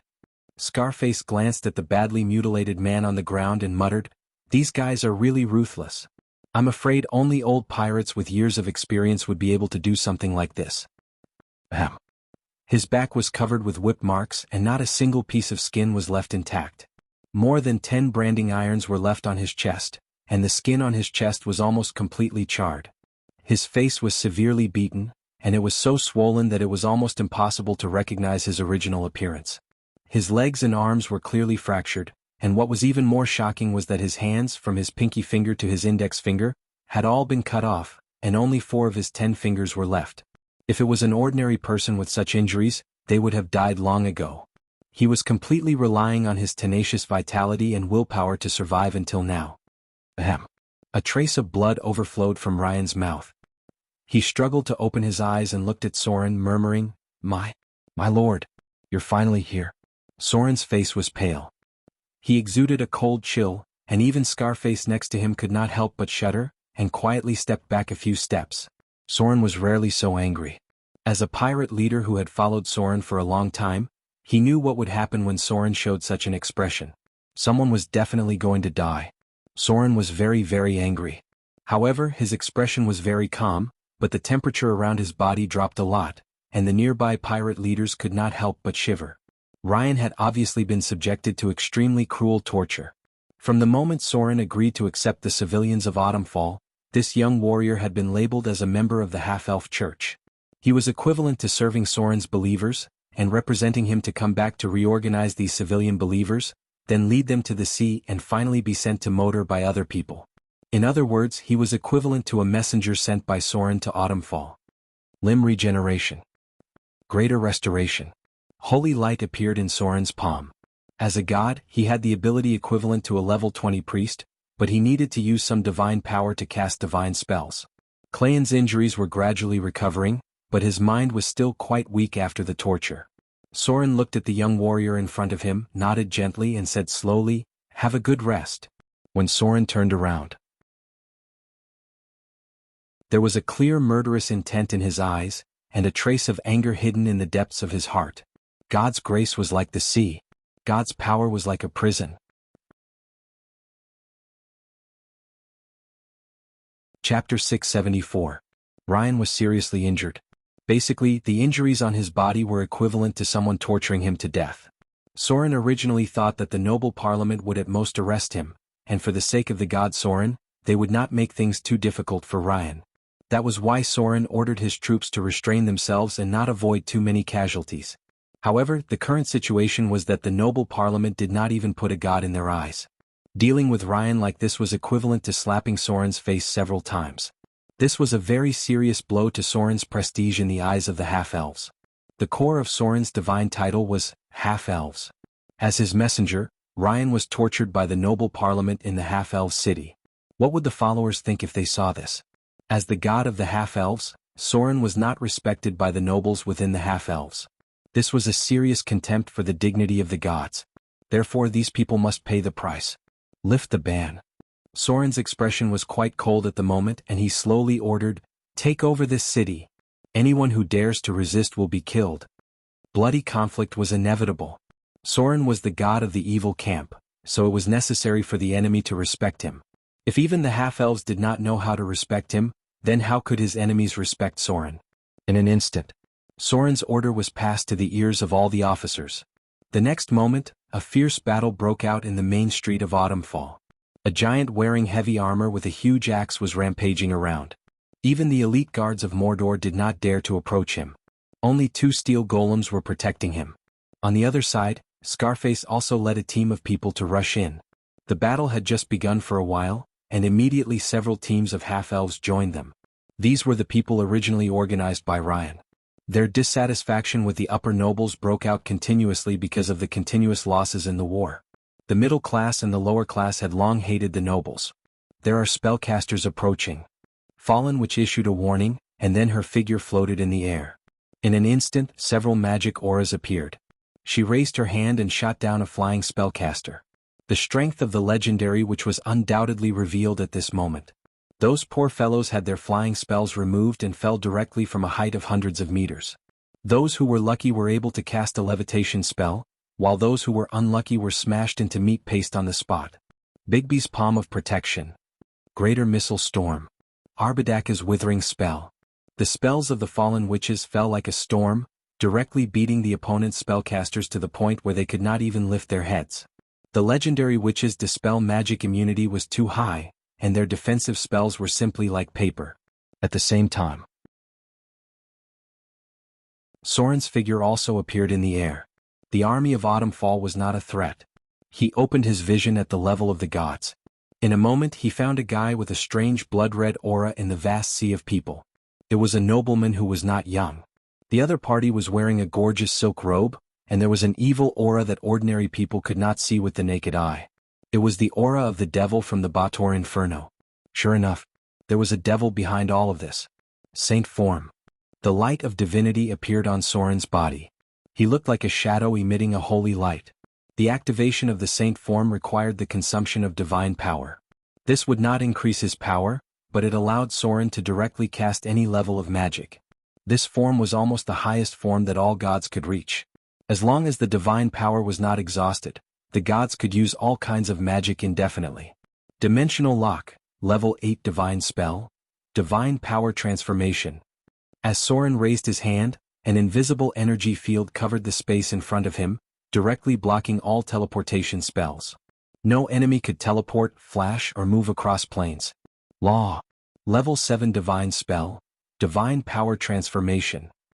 With the brilliance of divinity, Soren raised his hand and pointed to the front. In an instant, a group of half-elves dressed as nobles in front of him stood in place. The only exception was the guy with a strange blood-red aura. Sunburst. Level 8 Divine Spell, Divine Power Transformation. A terrible brilliance emerged. Soren personally cast this spell in the form of a saint. In an instant, it was as if a sun had risen over Autumnfall. His divine power value was rapidly consumed. Many enemies' eyes were hit by the strong light in an instant and directly entered the state of blindness. With Soren's spellcasting level, there were few enemies who could successfully pass the test. At the same time, when the strong light of Sunburst shone on the enemies, some people's appearance also changed very strangely. The most obvious one was a beautiful female half-elf noble. She stood far away at first. When she was shrouded by Soren's sunburst, her white skin suddenly began to burn. She let out a shrill scream of panic. Then her skin gradually turned into a black color, her pupils turned into a strange green color, her 10 fingers grew sharp nails, and finally even her sharp fangs were exposed. She fell to the ground and struggled for a while. In the end she was directly burned into a strange black coke. Vampire. Drul's exclamation came from afar. They tried to calm the conflict between the noble council and the half-elf god, but it seemed that they had no room to intervene at all. Ow! Painful howls sounded.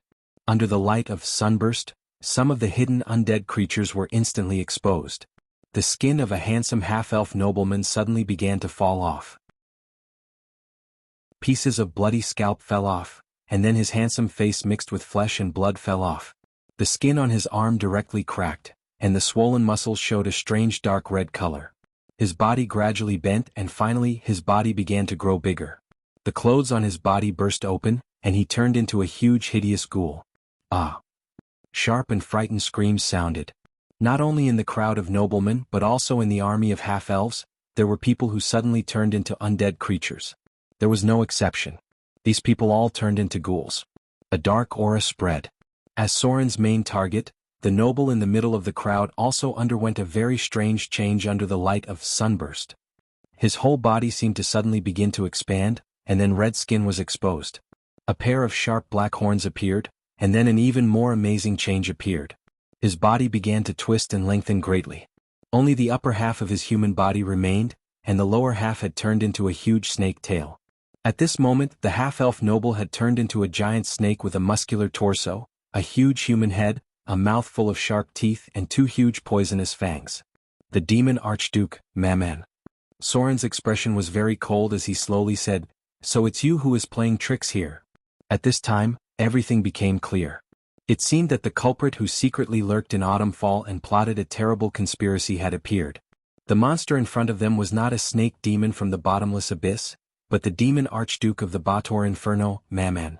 As for the ghoul on the other side, it should be the servant of the ghoul king, Dorison. Damn new god. Accompanied by a poisonous black smoke, a large number of the half-elven nobles around Maman suddenly died. Their souls had gradually been corroded away from their bodies, and then they screamed miserably as they struggled to be sucked into the body of the Archduke in front of them. The Avatar crisis had not yet fully erupted. The Archduke in front of them did not come to the material plane with his body. Instead, he corrupted a half-elven noble from the heart, and then turned his body into his own host. It was a method similar to the god's creation of avatars. The lord of the third layer of the Bator Inferno. The demon Archduke, Maman. An ambitious schemer, the embodiment of selfishness, greed and lust. His palace was located in the sinking city of Minoros on the third layer of the Bator Inferno. Some people said that this magnificent building was more like a mausoleum. In the past, Maman's true form had been a bloated pit fiend. However, this archdevil had been punished by the Lord of Hell, Asmodeus, during the Great Reckoning, and had ended up in this form. Because of his betrayal, the Archduke's situation in the Bator Inferno was quite awkward. The other lords were unwilling to believe him, and although the Lord of Hell, Asmodeus, retained his status as a lord, he also gave him enough punishment and warning. Black smoke filled the air. The figure of the Archduke Maman distorted, and a raging fire appeared. He actually turned around and wanted to use the fire to escape. You still want to leave? A trace of cold killing intent appeared in Soren's eyes, and his figure disappeared in an instant. Then a divine radiance appeared and he shouted in a low voice, "Stay." This was the material plane. After entering the material plane, the Archduke's suppression was similar to that of the gods. They could not bring out the power of the plane given by the Bator Inferno. The avatar of the Archduke was basically as strong as the avatar of a god. Soren's true form was now in the material plane, and it could be said that he had a 70% chance of winning against the avatar of the Archduke. How could he let the mastermind escape just like that? Moreover, the Archdukes of the Bator Inferno were famous for their high divinity, but it could also be said that their divinity was higher than many demon lords of similar strength. The avatar of the Archduke in front of him had inherited a part of his soul. Killing him was like killing an avatar of a god to Soren, and would definitely bring him great rewards.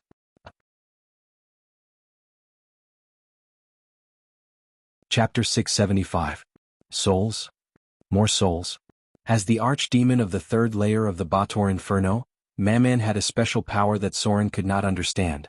He did not know what he had done to these half-elven nobles in advance, but after coming into contact with the strange light around his body, they began to wither and decay one by one. Soren did not know whether to describe these poor guys as withered or decayed, because their bodies withered like dead plants. Then, confused souls emerged one by one, like seeds of light suddenly appeared on their souls, and finally all the souls were absorbed into the body of the archdemon, Maman. The souls are enough. The archdemon, Maman did not know how many souls he had taken away, but he knew that there were not many living people around him. The archdemon in front of him turned around and looked at Soren with hatred and said with hatred, "Goodbye, damn new god. I'll come back to you one day." Soren's appearance had undoubtedly completely ruined his plan. It was more difficult for the devil's incarnation to come to the material plane than the gods, and the price and risk were equally great. Maman's purpose was to enjoy a feast in the ruins of the city of Autumnfall, perfectly harvest a large number of souls, and then return to the Bator Inferno. But now Soren's appearance had ruined his plan. The high-grade archdemon always tried to avoid fighting as much as possible, especially this kind of battle where he did not have much of an advantage. Crafty realm? A cloud of black smoke filled the air, and the archdemon's body suddenly disappeared in the raging fire. Even Soren could not sense his position, and he did not know whether he had directly left the material plane or returned to the Bator Inferno. There's no need to wait for the next time. Soren's pupils flashed with the light of divinity, and in an instant he relocked the position of the target and said in a deep voice, "If you want to deal with me, now is the time." Tracking, clergy. Conventional means could not find the trace of the archdemon, Maman, and the divine perception did not find anything, but Soren had another way, and that was his new clergy, tracking. How is this possible? A horrified scream echoed in the void. Then, a hazy figure appeared in front of Soren. It turned out that the demon lord didn't leave. He only relied on crafty approach and soul to teleport himself to the space between the spiritual realm and the material realm. In other words, it was a crack in the underworld. Archdevils often dealt with the Grim Reaper, so it was not surprising that they had some soul-level abilities. Maman's twisted body appeared again. She said angrily, "How could you have discovered me? Damn it." Clang.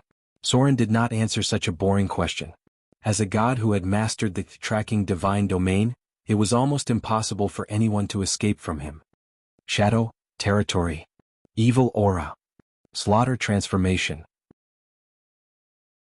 Greater haste. Dimensional lock, divine power transformation.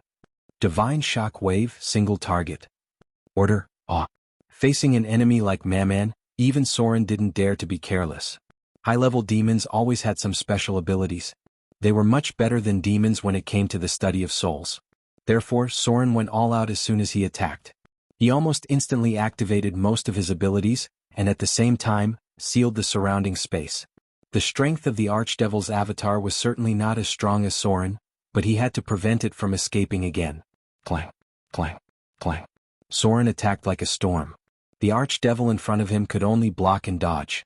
The avatar had at most 70% of the strength of the body, and it had to be made by oneself. The Archdevil in front of him was certainly not an avatar made by himself, but a form directly transformed after eroding the soul of a mortal. In this case, the strength of the avatar depended on the strength of the host. If a legendary host was eroded, the strength of the Archdevil could reach about 80%. However, if the host's strength was not in the realm of legends, then they could only have about 50% of their strength at most. There were not many legendary professions in the city of Autumnfall, and the noble class was generally not very strong because of their rotten life. The Archdevil in front of him, Maman, retained at most 60% of his attributes. A shrill scream sounded. Soren's curved sword directly pierced the Archdevil's abdomen, and directly cut off one of his arms. The battle had been decided. The Archdevil, who only had one arm left, could not be Soren's opponent. He could only stare at him with resentful eyes and curse. "You will pay for everything today." Puff. Blood gushed out from the wound. The Archdevil's head was directly cut off by Soren. With the death of his body, a wave of souls rushed out crazily. At the same time, the Archdevil's shadow appeared, full of malice and resentment, and then tried to leave the material plane. No, no, no. How is this possible? How can this be? The death of the body exposed the essence of the soul. The first to appear was a part of the Archdevil's soul, which was also the foundation of the incarnation. Just like the demon Sauron's death caused the strength of Soren's body to decrease, all the incarnations extracted a part of the soul energy of the body. The second soul was the original consciousness of the body. It had been completely eroded and twisted into a demon-like form. As long as a little power of the Bator Inferno was extracted, this soul could be shaped into an intermediate demon. It had to be admitted that although the noble class was corrupted, their experience and education were enough to make their souls better. Of course, this was for the demons. If it was the soul receiver in the heavenly mountain, he would certainly not like these cunning souls.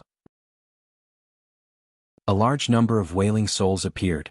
These were the wealth that the Archdevil Maman wanted to take away. The souls of the noble class were very consistent with the standards of the demons, because many of the nobles were in the lawful evil camp. They were very good at playing tricks when they were alive. After death, their souls only needed a little manipulation to create a group of excellent intermediate demons. 3 souls rushed out crazily.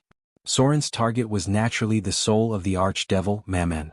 The soul energy collected from killing the target was only a small part of it, which gave Soren less than 8,000 slaughter EXP. This meant that he only killed the body of the Archdevil. The real incarnation was on the soul level.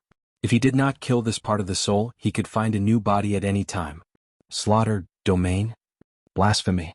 Soul summoning, divine power transformation. Soren now had 2 choices. The first choice was to kill a part of the Archdevil's soul with an energy attack, and then absorb the soul energy to gain slaughter EXP. The second option was to use a soul-type spell to seal the Archdevil's soul and seal it in a gemstone. Soren chose the second choice. No. With an extremely painful scream, the soul of the Archdevil Maman was twisted and injected into the gem in Soren's hand by the soul summoning. The huge soul energy directly transformed the gem, and at the same time, the divinity contained in the soul gave it a special brilliance. Soul summoning, divine power transformation. Soren began to use the soul summoning for the second time, collecting all the souls around and then injecting them into the gem. Killing the incarnation of the Archdevil gave him an opportunity. An opportunity to not consume his own divinity, and at the same time he could make a divine artifact. First of all, most of the divine artifacts had camp requirements. Soren's camp was lawful evil, and almost all the archdevils were in the lawful evil camp. Second, divine artifacts must be injected with divinity. Soren's divinity was very precious. It was a very extravagant thing to inject the divinity he absorbed into the divine artifact, especially now that his divinity had just reached a new level. The soul of the archdevil, Mammon, contained divinity. After using the soul summoning to extract all of it, the innate conditions for making a divine artifact were almost completely met. Make a magic weapon. The strange stone from the bottomless abyss appeared in Soren's palm. With the crazy consumption of his divine power, he directly took advantage of the moment when the enemy soul was at its strongest to forcibly erase the consciousness of the archdevil, Mammon's soul. Then he injected it into the legendary curved sword in his hand. The divine power burned into a blazing flame and began to integrate all of it into it. Making a divine artifact was quite a complicated thing. What Soren had to do now was to seize the opportunity to complete the embryo of a divine artifact. The core part of the embryo was divinity. When the incarnation of the archdevil had just died, it was full of resentment and malice. It was enough to be an excellent nourishment. A dazzling light of divinity emerged. As the soul fragments and divine power of the archdevil were forcibly injected into the legendary curved sword by Soren, the light of the weapon became completely different. Item type, unnamed, +2, item grade. Grade 2 divine artifact, item description. This was once a weapon with a legendary history. Its former owner once brought it into the abyss of hell. Its blade was stained with the blood of demons and devils. But now it had become even more powerful. This was because its new owner had infused the soul and divinity of a certain archdevil into the weapon. The powerful resentment and evil energy made the weapon even more dangerous. Requirements: lawful evil 18 strength, equipment effect. Divine artifact curse characteristic soul absorption +8 sharpness, +10 penetration, +8 toughness, +5 armor break, +5 ice damage, +5 evil damage. Weapon special effect. Curse characteristic. This weapon contains the resentment and curse of the archdevil Duke. Any enemy hit by this weapon must pass through a legendary immunity level curse. Otherwise, their stats will be permanently reduced by 1 point. Note: 1 point of attribute will be reduced. Weapon special effect. Soul absorption. This weapon has the power to absorb souls. Any target killed by it will have a part of their soul absorbed. The absorbed soul can be used to heal the user's injuries. After killing the enemy, the user will recover 10 HP. A divine artifact embryo was completed. As Soren injected a large amount of divine power into the weapon, the newly completed divine artifact embryo had already reached the level of a grade 2 divine artifact. The entire process was relatively short. However, it consumed the divine power that Soren had accumulated over the past 2 months.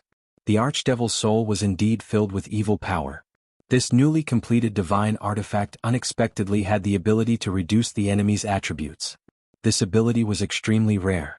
Even among the divine artifacts, there were very few that could reduce the enemy's attributes after hitting them. As for the soul absorption ability, it could only be said to be average. This was because the most powerful ability Soren had ever seen was the legendary divine artifact, Dark Demon Sword. After hitting an enemy, it could absorb 10 HP. Its effect was much stronger than absorbing the soul of a target to recover 10 HP. Chapter 676. Finally, he had a divine artifact of his own. At this moment, Soren had an urge to cry. He had been in this world for so long. He had been a god for some time, but it was not until today that he had a divine artifact of his own. The most fundamental reason was that divine artifacts were too rare in this world.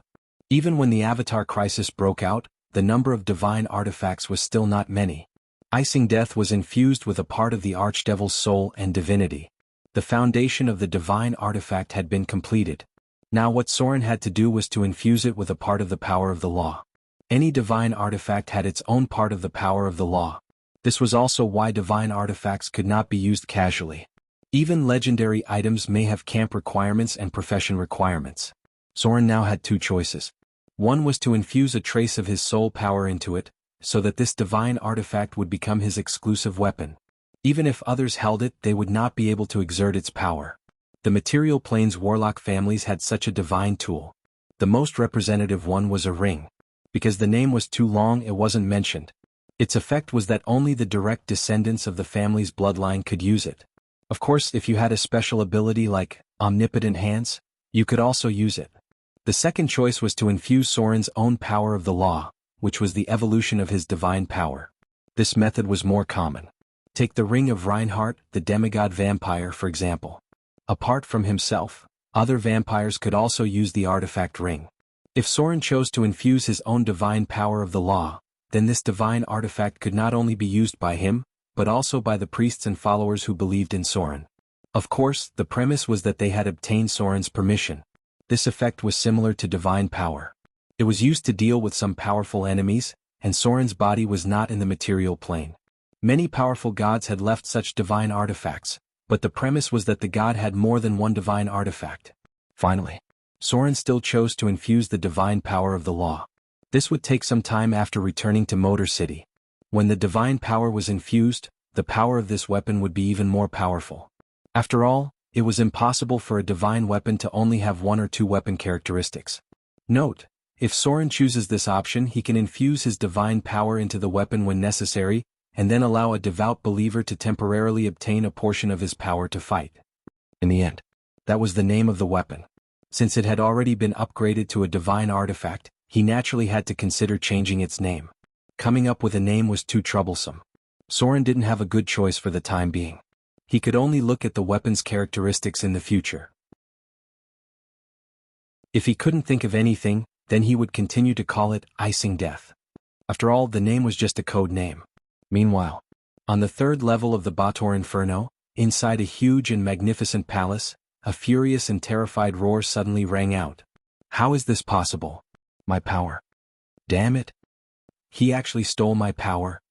A terrible breath filled the air, causing the entire palace to tremble slightly. However, this voice didn't spread out, but only echoed inside the palace. This was because the archdevil couldn't let others know that his power had been weakened. Although he was extremely angry, he didn't lose his mind, especially when he had many competitors and potential enemies. The incarnation represented a part of the soul. If Soren's demon incarnation died, it was possible to permanently reduce a part of his attributes. Similarly, if the incarnation of the archdevil died completely, he would lose a part of his attributes and power.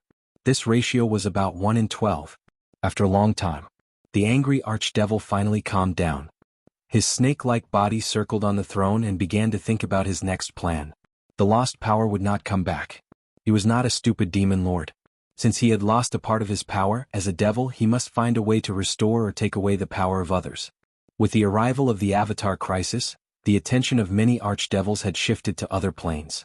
The intensity of the internal strife had temporarily decreased by several degrees, so no one would notice that he had become weak in a short time. Master. At this moment, a coquettish demon appeared outside the palace.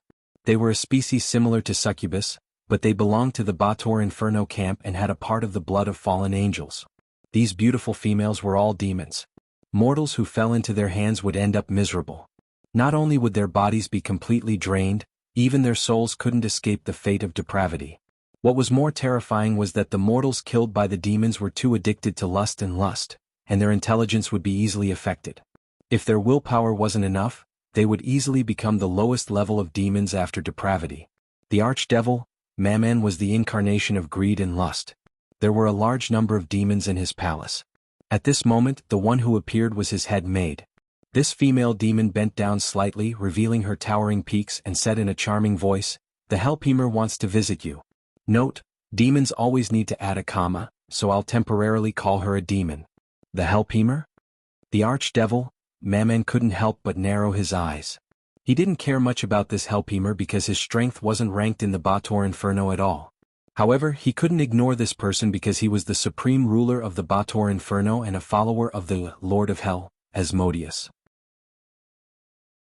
To a certain extent, the Hellpemer's position in the Bator Inferno was not inferior to some low-level demon lords. Mammon straightened his snake-like body.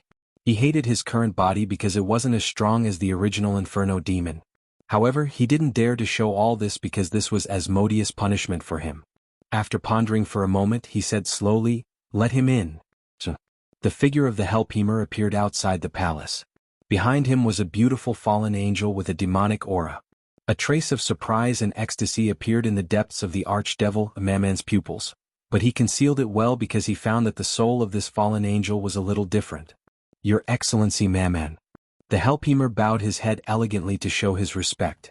Then he said slowly, I've brought good news for your Excellency. Perhaps we can try to cooperate. Cooperation? Maman narrowed his snake-like eyes and smiled strangely. Let's hear it. Autumn Fall. As the archdevil's incarnation was pulled out by Soren, the scales of victory had completely tilted to Soren's side.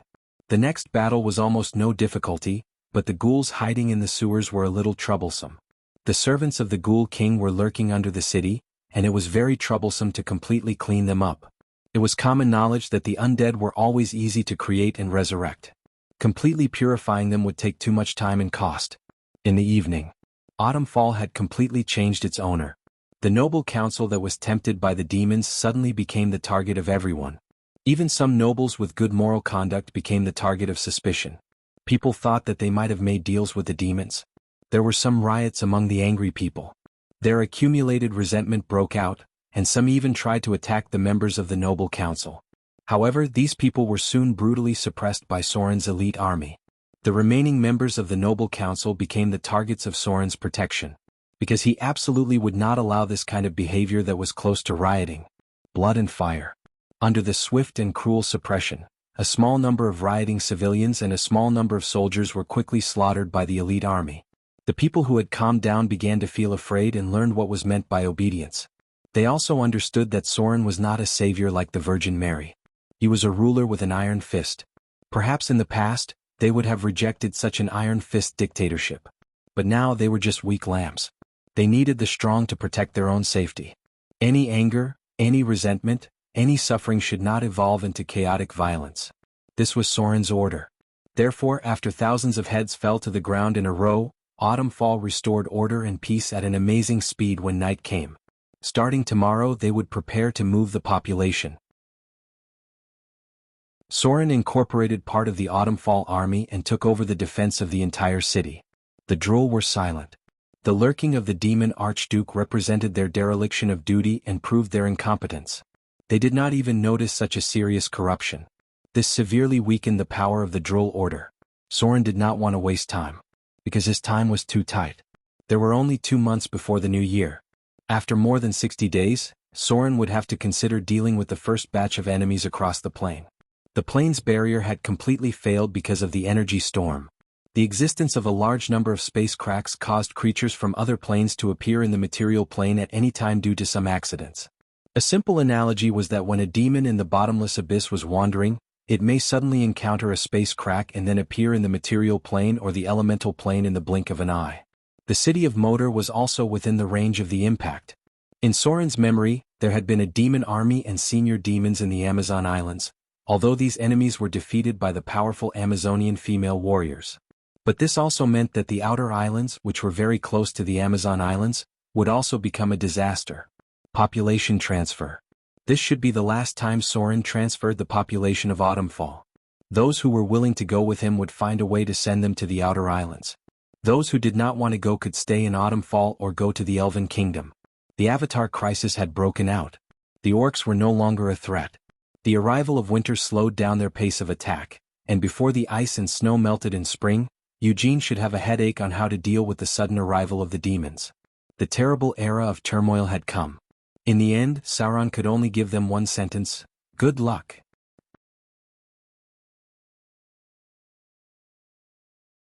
Chapter 677. Mordor City. Soren was busy with the migration of people in Autumn Fall, and Gloria was also carrying out an important experiment during this time. The migration of people from Autumn Fall to Mordor was a very tedious matter. It was even necessary to mobilize the fleets of Shipwreck Bay and Raging Sand Island. Therefore, Soren was unlikely to have time to further explore the Wizard Tower in a short time. However, there were already a lot of results, and many of them needed to be understood and mastered by the 2 legendary witches. After all, the alchemy technology of the Arcane Empire was very different from the current alchemy technology. Even if Gloria had advanced into the realm of legends, she still felt that a lot of knowledge was very profound. In the laboratory, with the emergence of a magic aura, the figure of Fallen which appeared in the teleportation circle. The laboratory had a specific space waymark to ensure that they could be directly teleported back no matter where they were in the material plane, which could avoid a lot of dangers. Daughter? The battle in Autumn Fall was over, and the next thing was other trivial matters. Soren was enough to stay there, so Fallen Witch teleported back the next day. As soon as she returned to the laboratory, the Fallen Witch found a metal ring suspended in the middle of the laboratory table. There were countless arcane runes engraved on it. The entire metal ring was silver-white in color and had a strange luster. It did not seem to be a common type of metal in the material plane. Fallen Witch's expression was a little excited and she murmured, "Daughter? You succeeded?" At this time, Gloria, who had been holding a quill pen and writing something quickly, turned around. She looked a little tired and excited because she had not rested for 3 days. Even with the physique of a legendary witch, she could not bear it. After all, she was not a fighter. Gloria slowly closed the magic book in her hand, and then waved her hand to take the silver-white metal ring in front of her. There was a smile on her face and she slowly said, "It seems to be a success. But further tests are needed. Some data needs to be re-recorded." Floating ring. One of the core mysteries of the Arcane Empire. It was also the key to allowing a wizard tower or even a city to rise into the sky. On the first floor of the wizard tower in the shadow plane, there was a huge incomplete floating ring. At this moment, Gloria was making another replica. It was much smaller in size and might have weaker functions. However, if he were to succeed as long as he had enough materials, it wouldn't be impossible to create a large floating ring. "Let me see." The Fallen Witch quickly walked over. For every magus, the thought of having their tower rise into the sky was a very tempting thing. She carefully observed the floating ring in front of her. After a while, the Fallen Witch slowly said, "It seems that there is no problem. Maybe we should test it?" Gloria nodded slightly. The two witches then cast their gazes towards a steel statue beside them. The floating ring was a standalone device. Its function was to make anything float. As the core part of the floating city, its most important function was to be able to float multiple objects. The weight of a wizard tower was difficult to calculate, and the weight of a city was even more difficult to estimate. The steel statue in front of them weighed about a ton. This was an experimental assistant golem, so it would be heavier than other golems. It should be the best to use it to test the effects of the floating ring. The two legendary witches acted at the same time. Soon, the floating ring was placed on the body of the steel golem. Gloria and the Fallen Witch looked at each other and began to inject magic power at the same time. With the appearance of a faint aura, the steel golem that weighed about a ton gradually floated up and down and up. The two witches quickly understood the operation of the floating ring. Gloria stopped the spell control and took out a magic book to record. A small floating ring can withstand a weight of about 1 to 3 tons. If you want to make a wizard tower float, you will need at least a large floating ring. If you want to build a floating city, you may need to complete a rather complicated structural diagram. Experiment successful. The first part of the floating ring's data is archived. The steel statue slowly landed. Fallen Witch reached out and removed the floating ring, then carefully put it back on the test bench. The process of making a floating ring was not very difficult, but the metal was quite rare. It was not an ordinary metal, but some kind of alchemy alloy researched during the Arcane Empire. If they had enough of this material, perhaps they could try to make a medium-sized floating ring for testing. The two major cores of a floating city, one was the energy system and the other was the floating ring. Only sufficient energy could maintain the normal operation of the floating ring. The area and weight of a floating city were so shocking that it was impossible to rely on the elemental pool of the demiplane to provide such a huge amount of energy. Therefore, only the power generated by elemental fission could support the normal operation of a floating city. "Daughter." Fallen Witch turned to look at Gloria and whispered, "You should rest." The physique of a legendary spellcaster was limited. If they did not rest for a long time, it would cause a certain amount of damage to their spirit. Although Gloria was not as stubborn as her mother, she still had a trace of enthusiasm for academic research. Her spirit was still very excited. But Gloria knew that her body was indeed very tired. She gently nodded and put down the research work in her hands, ready to continue the experiment after a sleep. However, just as she was about to leave the laboratory and return to her room to rest, she suddenly relaxed and could not help but frown. Then her expression was a little strange, as if she was surprised, as if she was happy, as if she was nervous. She put her white palm on her abdomen. Her whole body was stiff in place and it took a while for her to relax. "What's wrong?" Fallen, which seemed to be aware of her strangeness and asked with concern, "Are you not feeling well?" Gloria shook her head gently. She bit her lip with her white teeth and stopped talking, but soon showed a hesitant expression, then shook her head and said, "It's nothing. Maybe it's because I've been too tired recently." With that, she turned and left the laboratory. As soon as she walked out of the door of the laboratory, she immediately put her hand on her abdomen. Gloria closed her eyes and felt for a moment. Her white palm gently stroked her abdomen and murmured, "Is it true? Unbelievable." Gloria stood in place and hesitated for a long time before walking towards her room. She needed to confirm whether it was true or not.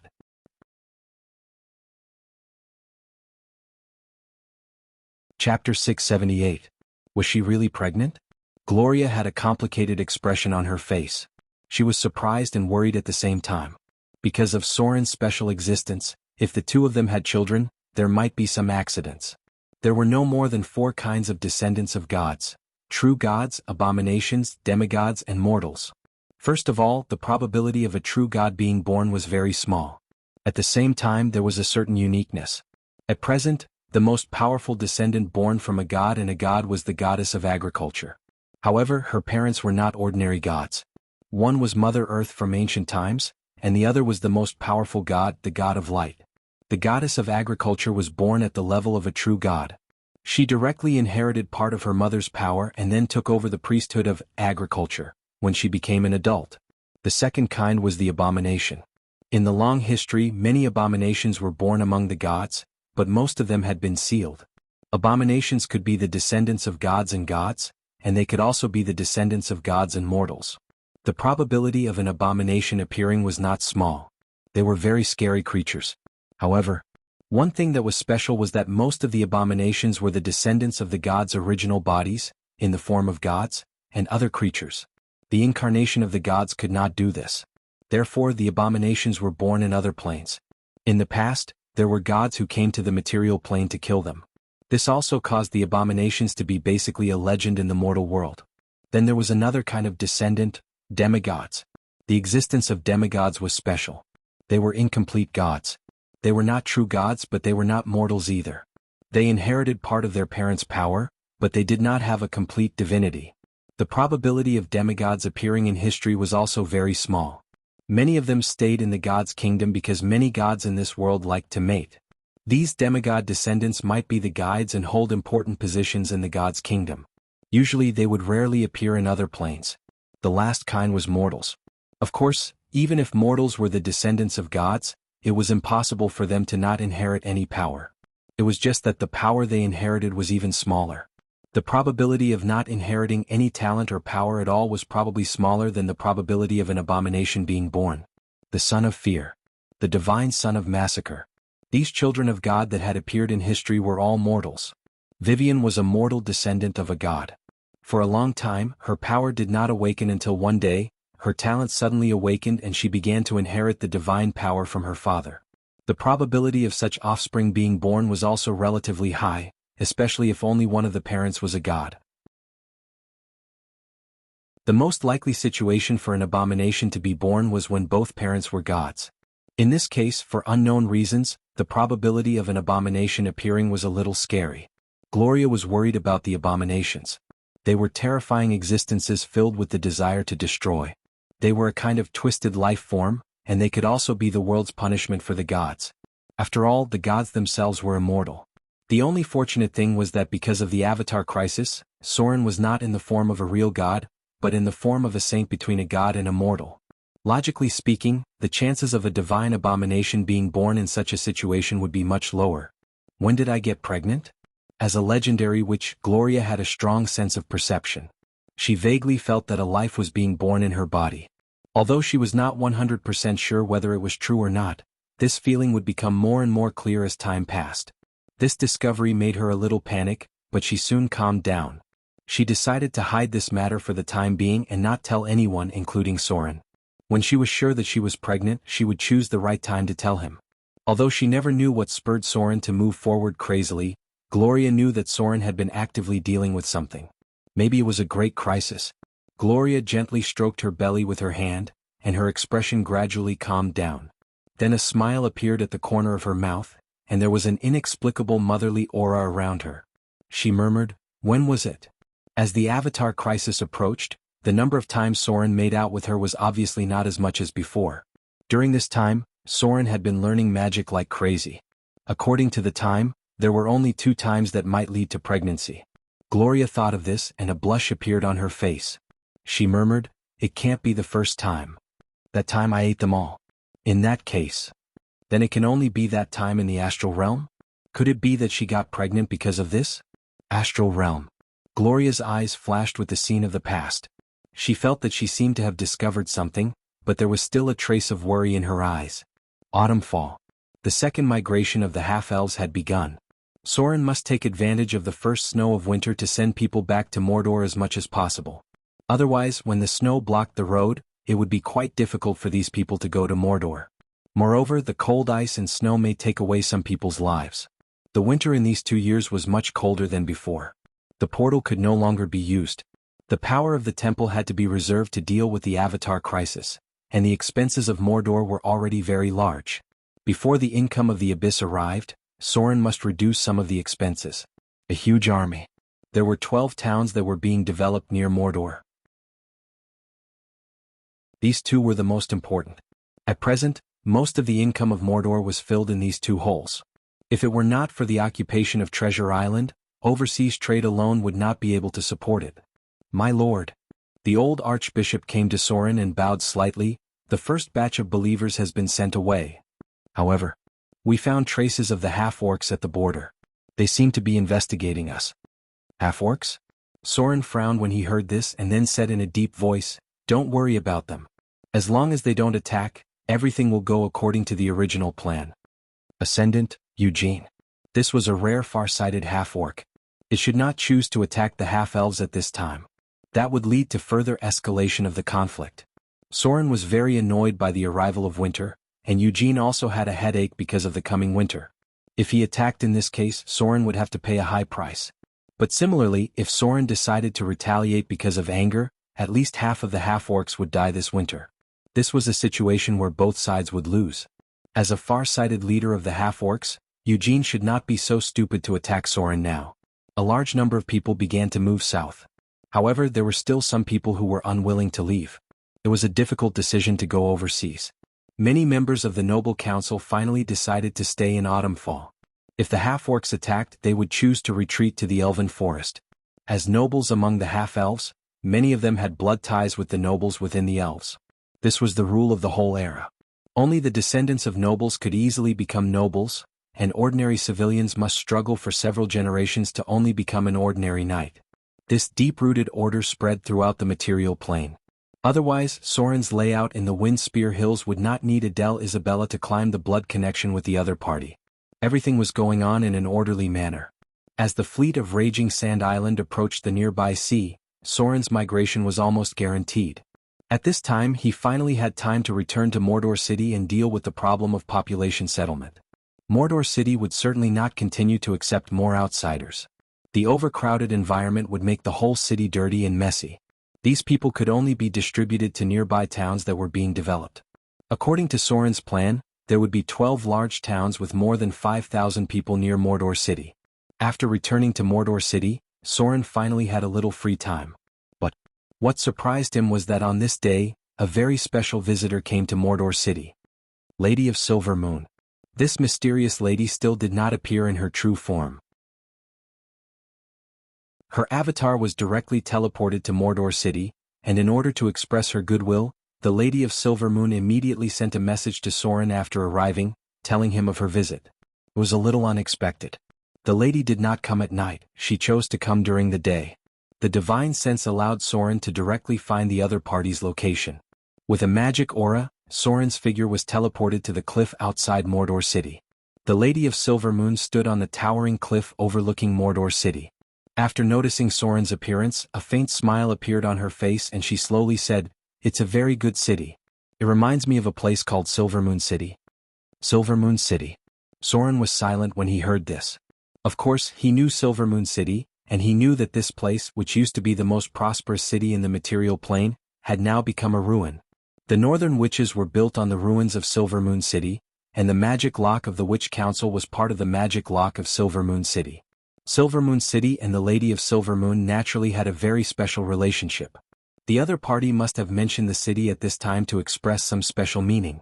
It may mean that the gods were immortal, and no city could be prosperous forever, but it may also mean something else. I once tried something similar to you. The Lady of Silvermoon looked down at the bustling Mordor city in front of her. Her sight seemed to include every corner of the city.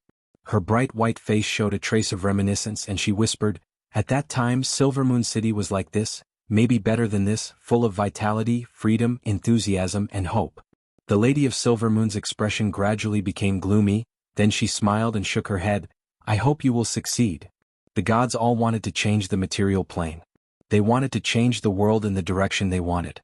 The Lord of Light wanted the world to be full of justice and kindness, the Lady of Wealth wanted the world to have prosperous trade, the Goddess of Agriculture wanted to make agriculture more prosperous, and so on. The gods' changes to the material plane had all kinds of changes after colliding with each other, and finally evolved into a balanced situation. Mordor City was Sauron's hope. To some extent, it was also the starting point of Sauron's hope to change the world. Do you know? The Lady of Silvermoon smiled slightly, and her attitude seemed to have become much friendlier. Maybe it was because both of them had put a lot of effort into a certain city. She looked at Sauron in front of her and slowly said, "This place is not quite the same as I imagined. I thought that a new god like you who was promoted from a mortal would only make your territory as foul as Dark Sun." Note, another name for the god of murder. But the truth is very surprising. I see a lot of different things here, although I don't like the harsh order here.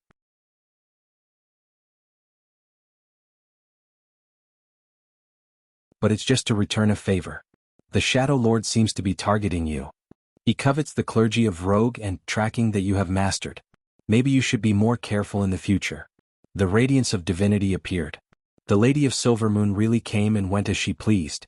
After saying these last words, her avatar directly opened a portal and disappeared from Sauron's sight.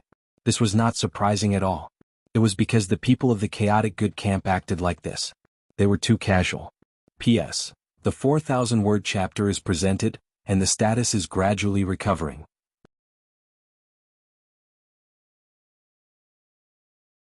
Chapter 679.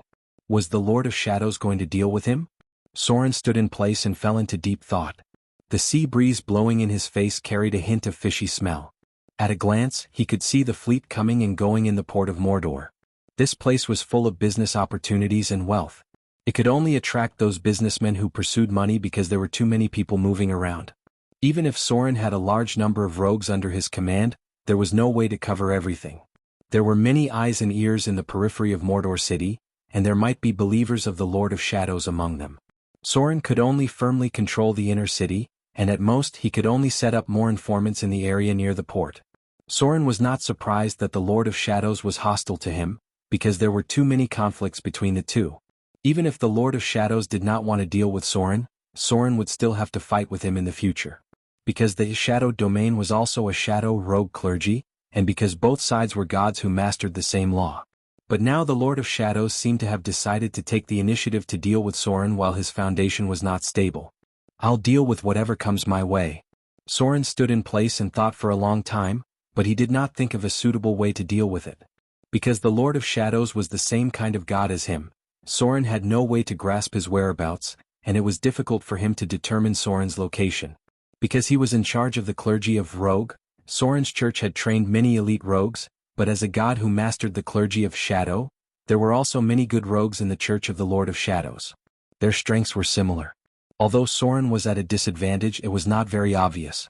In this case, the best way was to wait for the Lord of Shadows to reveal himself first. At least he was safe in Mordor City. If the Lord of Shadows dared to attack him directly, Sauron was 80% sure that he would stay forever. However, Sauron had a fatal weakness. That was Vivian. The little girl had not returned to Mordor City yet, and she, who was determined to face her fate, might not be willing to stay behind Mordor City all the time. But at this time he couldn't care less. Sauron was prepared to bring Vivian back himself. If she didn't agree, he would forcefully take her back. If the Lord of Shadows wanted to use her against Sauron, then he would be in a very passive position. Vivian was his lifeblood. He couldn't let her run around anymore. Sauron immediately prepared to bring Vivian back, But before that, he had to inform Gloria and Fallen Witch not to run around and pay more attention to the abnormalities in Mordor City. When the Avatar crisis officially began, the Shadow Lord would not have so much energy to deal with Soren.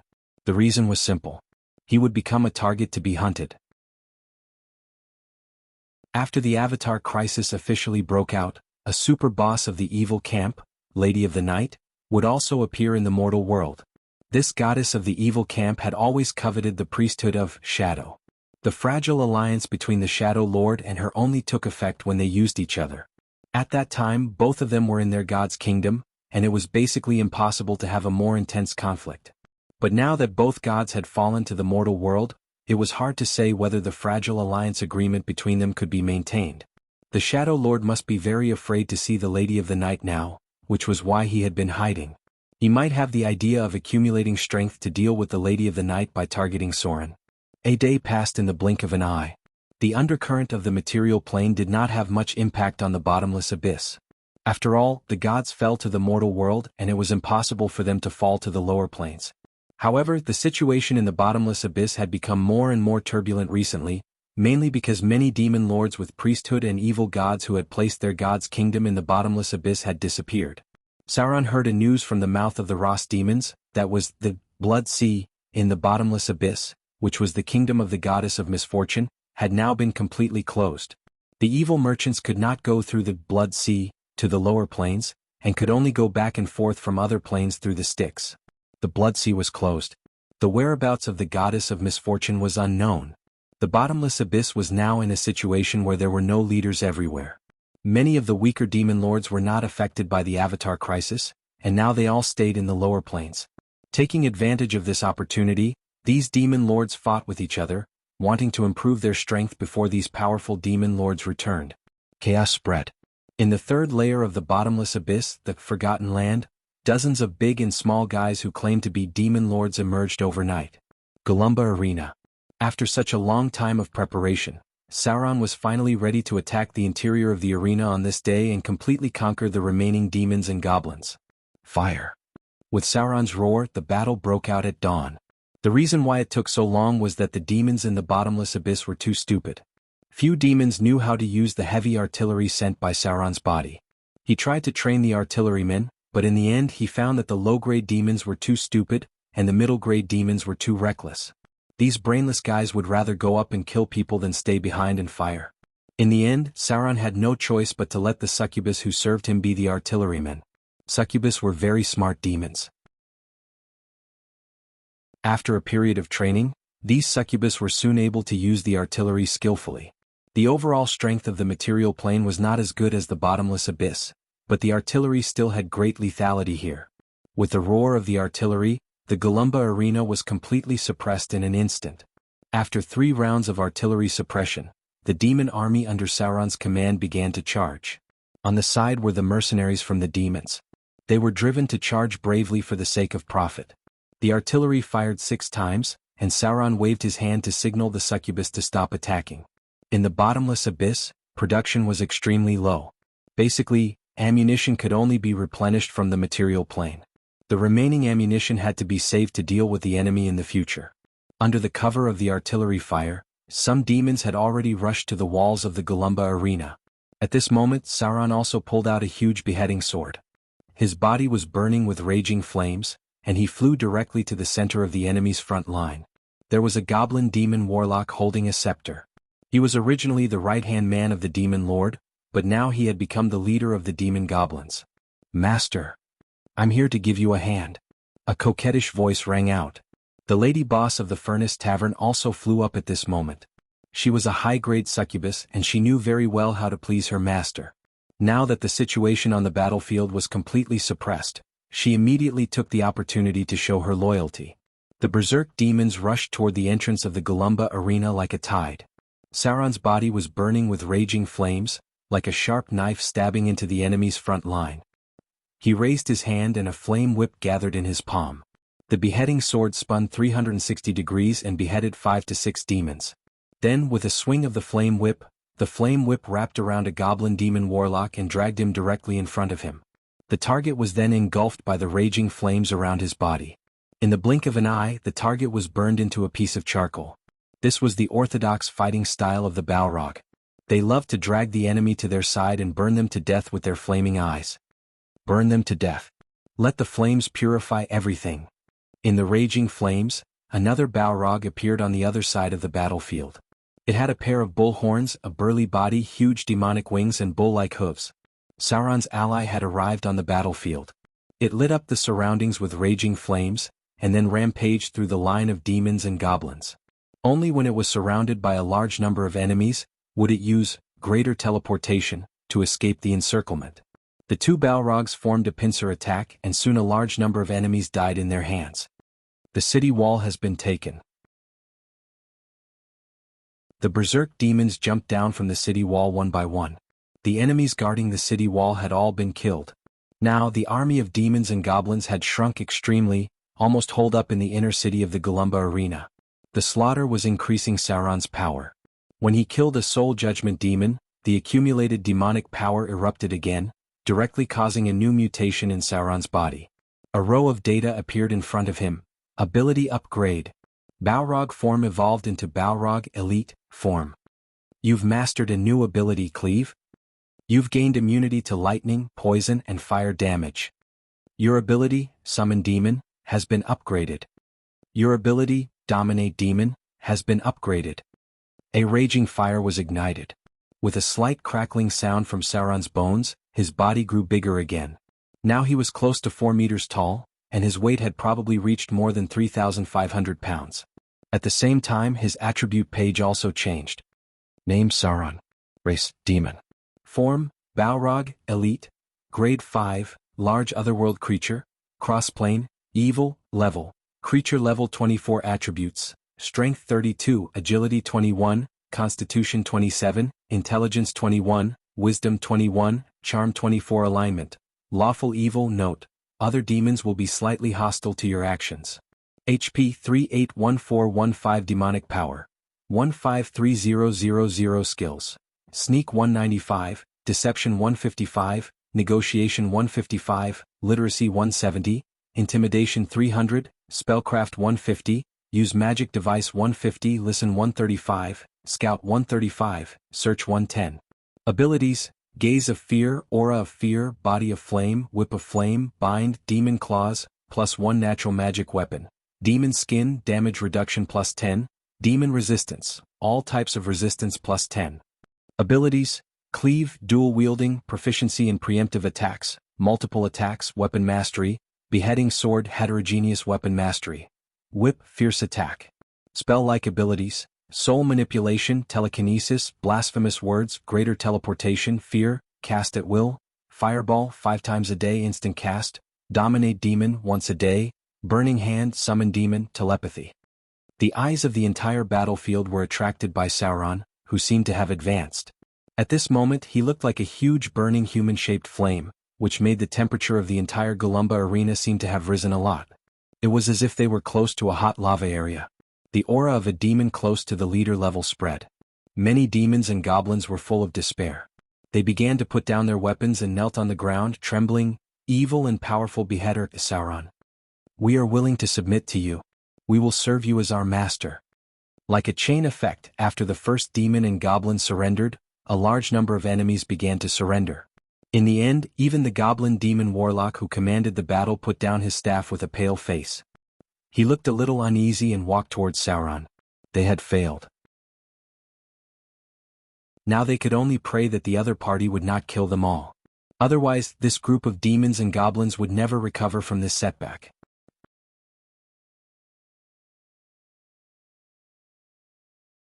Chapter 680. Enslavement was more valuable than killing. There weren't many creatures in the abyss that knew how to create, and the demons were one of the smarter ones. That was why Sauron quickly accepted the captives who surrendered. However, this was the abyss after all, and it was necessary to show his brutality appropriately. Since these people dared to resist Sauron, some of them had to pay a painful price. Demons didn't appreciate kindness. On the contrary, a cruel and merciless ruler was more likely to gain their approval and make them obey orders more easily. The battle gradually stopped. Sauron's figure appeared on the throne in the center of the Golumba arena. This was a seat prepared for the demon lord. Only the very important death arena could allow the original goblin demon lord to appear.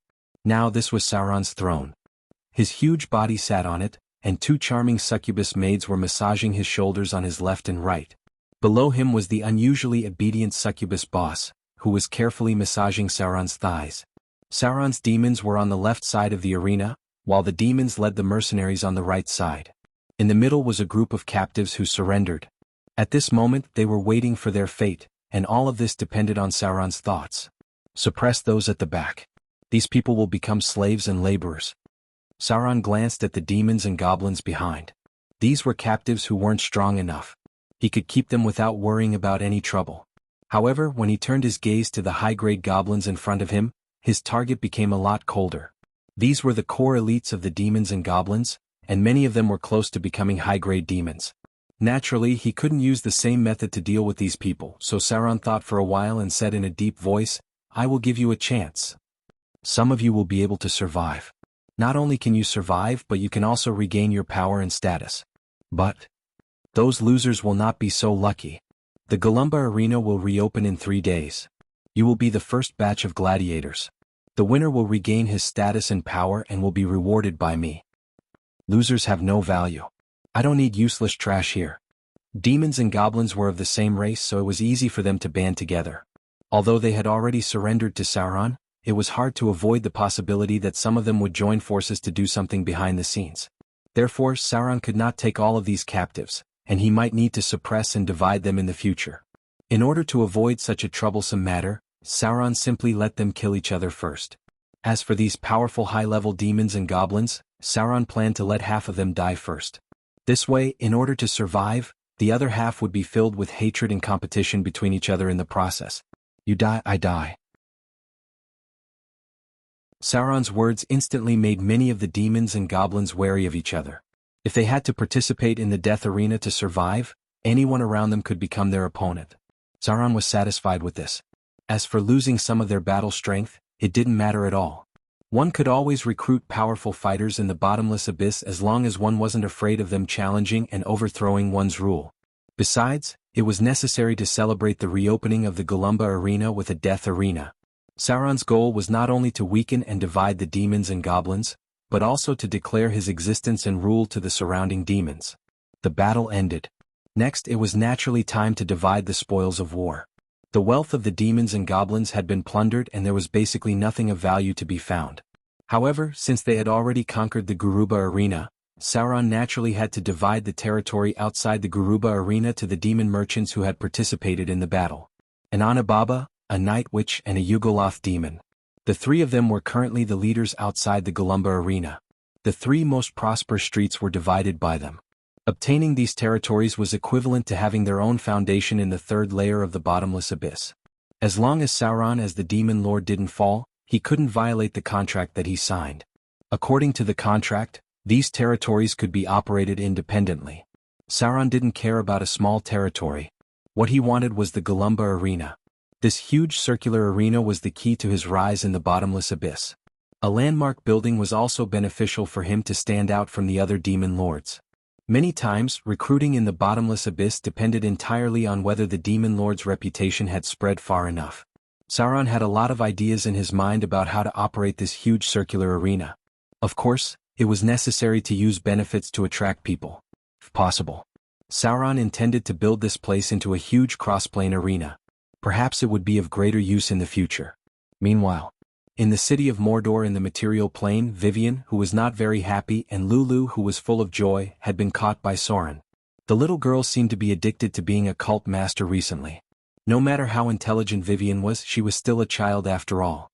Trying to manage such a large church for the first time would definitely be filled with all sorts of novel and interesting things. However, Sauron couldn't let her stay out there any longer. The Shadow Lord wasn't like any other enemy. His methods were similar to Sauron's. If he were to attack Vivian in secret, it would be too late to stop him. The most important thing now was to deal with all changes by remaining unchanged, and forcibly drag it out until the Avatar crisis completely broke out. Just like that, day after day passed. In the blink of an eye, a week had passed. After a lot of effort, the first batch of residents of Luya City was also sent to Mordor City. These people were first placed in tents near the port of Mordor City, and then sent one by one to the nearby towns that were being developed. The arrival of this group of half-elves attracted a lot of attention. Many of the half-elves who originally came here even ran out to look for their relatives and friends. They had been living in Mordor City for a long time. Compared to the situation of the first batch of half-elves who arrived in Mordor City, the treatment of the second batch of half-elves was obviously much worse. This difference made many half-elves who came here earlier feel fortunate. Because if they came a step later, they would have to go to the villages in the suburbs. Everything was going on in an orderly manner. Soren never liked to keep idle people. So starting tomorrow these people would be arranged to work. At the same time, the third wave of expansion in Mordor City would begin. A road directly to the port and connecting 12 towns would begin to be built.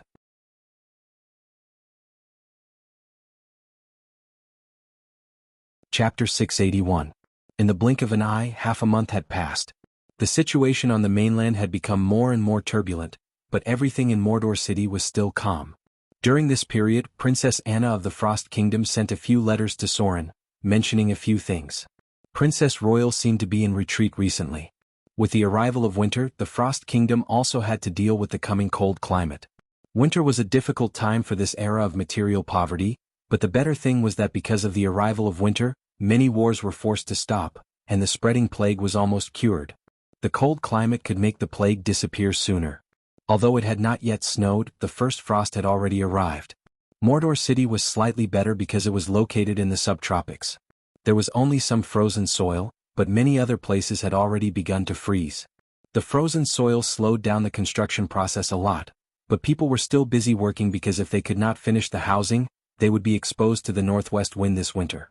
5 kilometers away from Mordor City was a town under construction. The construction site was in full swing, and thousands of people were busy in it, laying the foundation, building houses and building walls. First they had to settle down, and then they began to reclaim the nearby land. Half-elves had diligent and dexterous hands. As long as they were given a chance to work, they knew how to support themselves. At this time, Ryan, who had almost recovered from his injury, was patrolling the construction site. As the leader of these half-elven civilians, he naturally became their manager. If there was no accident, he would take over as the mayor of the first town. The people involved in the labor were divided into 2 factions. One was the half-elves of Autumnfall, and the other was the merchants from the south coast. Some farms were also built outside the town. The merchants paid more attention to profits, so some of the land had already begun to grow the first batch of winter wheat. Curdy? Ryan walked around the construction site and suddenly frowned. Where did Yarrick and Dandy go? Did the 2 of them go out to slack off again? Not all half-elves were very hard-working. Some of them liked to take risks and did not like boring work. Ryan was talking about the 2 guys who were idle. Soon, a young half-elf ran over and whispered, "They said they were going to catch fish last night and ran out at dawn. I haven't seen them yet." Catching fish? Ryan frowned when he heard this. There were rich aquatic products near the city of Mordor, but these half-elves who had just moved here did not have fishing tools, so they should not go to the sea to catch fish, so the biggest possibility was the nearby river. Because it was close to the Amazon rainforest, there were many fish in the freshwater river near the city of Mordor. Among them, the most tender and delicious was a kind of piranha, called tiger fang fish, tiger mouth fish. If there were many of these fish, they could eat a person until only the bones were left. They had extremely sharp teeth and liked to bite people's lower body very much. Therefore, it was very dangerous to go into the water naked. If one was not careful, they might only be able to use half of their body. Naturally, Ryan had eaten this kind of fish before because there were too many of these piranhas, and they tasted very good, so they were often caught as a side dish. These 2 lazy bastards. When I catch them, I'll whip them a few times. This was not the first time. Not long after they came here, these 2 guys were lazy once. They rashly went to the river to catch fish and they almost got bitten off by the fish. But because of this, both of them liked to roast piranhas. Usually they would go after work, but today they didn't even come to work, which really made Ryan a little angry. Letting the people next to him help watch, Ryan directly picked up his weapon and whip and was ready to go to the river. There were dangerous piranha flowers further away, and the 2 boys were not idiots. They would not run there, so they could only catch fish in the nearby river. Ryan naturally knew how to track. Judging the footprints on the ground and the plants that had been trampled, he quickly found the route that the 2 boys had taken. However, suddenly, there was a shrill scream in the distance, and then the birds and beasts around were scared away. Something's wrong. Ryan noticed that something was wrong in an instant. He instantly pressed his hand on the hilt of his sword, and then his whole body sprinted at high speed, rushing in the direction of the scream. The surrounding scenery quickly passed by. As a high-grade profession, Ryan ran extremely fast at full speed. In a few minutes he passed through the dense jungle and approached the place where the sound came from. Dend? Ryan saw a half-elf boy covered in blood. At this moment he didn't care about scolding him. He said anxiously, "What's the matter? What happened? Where's the other person?" The half-elf boy named Dend was covered in blood. At this moment when he saw Ryan, it was as if he saw his savior. He grabbed him and murmured, "Alec is dead. He was eaten. Damn it." Ryan was so angry that he wanted to slap the guy in front of him. He had already warned them that the nearby river was very dangerous and not to run to catch piranhas.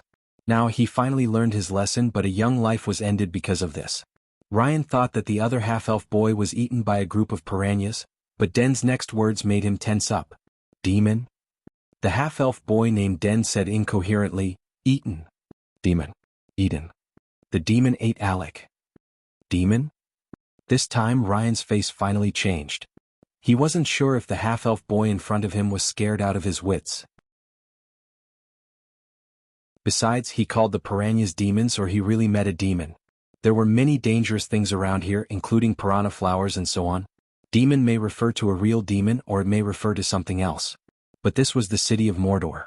Logically speaking, there should be no demons. But now, no matter what the reason was, as the supreme commander of this town, he had to investigate the situation. "Follow me." Ryan picked up the boy in front of him and rushed forward. Den still seemed to be afraid, but he knew Ryan's strength, so he still followed him timidly. The distance was not far. So, the vision ahead opened up, and Ryan, who saw the scene in front of him, couldn't help but take a deep breath. His expression became unexpectedly dignified. "Demon. It's really a demon."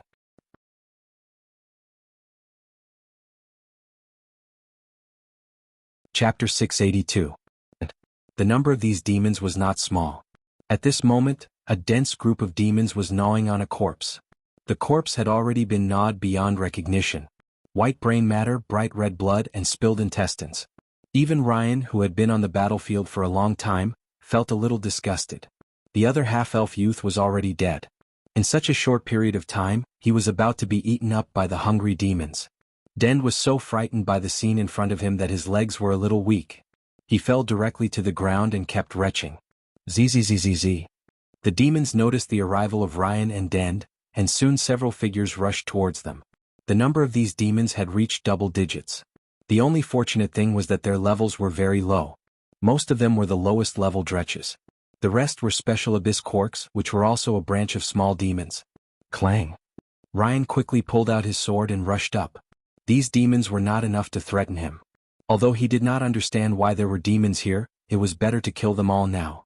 There were many ordinary civilians in the range of Mordor City. These civilians could not deal with the demons. Even the lowest level demons could easily cut open a civilian's stomach. The basic strength of the abyss and the material plane was still too far apart. The battle soon ended. It took Ryan a few minutes to kill all the demons, and the demons that wanted to escape were also shot to death by his bow. He frowned and glanced at the remains of the boy named Alec. Then he glanced at Dend, who was still weak in the legs, turned around, picked him up, and rushed outside. These evil demons appeared without any warning. It was too strange. For this matter, Ryan felt that it was beyond his ability, so he decided to report the matter first and let the higher-ups of Mordor City deal with it. Demons would not appear for no reason. He was afraid that this matter was not that simple. Soren was preparing to continue attacking the higher-ups of the Wizard Tower. During this period of time, Gloria's attitude was a bit strange. Soren could not tell what it was. Since she did not say anything, Soren did not ask much. However, just as he was about to continue exploring the interior of the Adept Tower, a message was sent directly to him from the guards. This news caught Soren's attention. He immediately notified Gloria after receiving the news, and they teleported to their destination together. Demons appeared in Mordor City. Although they were not very strong and there were not many of them, the way they appeared was extremely strange. It was as if they had appeared out of thin air. It should be here. Soren's expression was grim. In front of him were the corpses of the demons and the remains of a young half-elf. It should be the victim. The nearby area had been blocked by the Mordor City guards who rushed over, and the news did not spread out. Another boy who knew about it was temporarily locked up.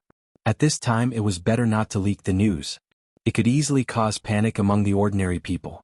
Send someone out to search immediately. Soren glanced at the battlefield and ordered his guards, search the nearby area and see if there are any demons that escaped. Block this area and don't allow anyone else to come close. Yes. The guards standing behind Soren took the order and left. Soren took Gloria to follow the footprints left by the demons. They quickly passed through the dense jungle and arrived at a dark valley. It was a very inconspicuous little valley. With his god-level perception, Soren did not find any abnormalities. Gloria was also checking the surroundings, but her expression was very puzzled. After a while, Gloria stopped and murmured, "It's strange. There are no summoning circles. There are no traces left by others. It's as if these lower demons appeared here out of thin air." Soren was shocked when he heard this. Immediately he fell into silence. Then he said in a deep voice, "I'll use telepathy to help you open the divine vision. You can check the nearby space." Gloria looked up with a puzzled expression, but she quickly nodded and said, "Okay." The brilliance of divinity emerged. Soren's pupils emitted a golden brilliance. At the same time, with the power of telepathy, everything he saw was transmitted to Gloria's mind. Everything in front of them began to change. Space began to distort slightly. Everything seen at the divine level was completely different from what mortals saw. What's more, Soren was trying to master the power of space change. Something's wrong. Gloria's expression also became very dignified. She murmured, "The space here seems to be a bit distorted. I'm not sure what's the reason, but the space here is really unstable." It began. It seemed that the Avatar crisis had really begun. Hearing Gloria's words, Soren already had the answer in his heart, but he did not say much because he wanted to confirm it further. So he slowly said, "Can you set up a warning circle here? I think the answer should appear soon." Gloria immediately nodded and said, "Yes." An exquisite warning circle had been completed. The two stayed in place for a while, and after confirming that there was nothing else, they quickly left. Half a day passed in a blink of an eye. When night fell, the warning circle set up by Gloria was suddenly activated. In an instant, both of them felt it, and then they were directly teleported to the valley during the day. The air in front of them seemed to be rippling. Soren saw that the space was gradually distorted, and then a small crack appeared. Through the crack, Soren could see hot magma. He could not determine where the other side of the crack was, but he was sure that it was somewhere in the abyss. Zzz. With a chaotic sound, some short dretch crawled out of the narrow crack in space. Through the crack, a huge berserk demon could be seen, but it seemed that it could not pass through such a small space. The crack in space lasted for a short time, less than a minute or two. Because of the fighting behavior of the demons, only 6 dretch crawled out of it. "I think I know the reason." Gloria's expression was unprecedentedly dignified and she murmured, "Is this what you have been worried about?" Soren did not answer. He gently raised his hand, and the dretch in front of him was caught. Then he directly crushed it into meat paste in the air. He slowly said, "This place must be sealed. I'm afraid there will often be demons running out here in the future." The crack in space closed. The whole valley was quiet. Except for the demon corpses on the ground, there seemed to be nothing unusual here.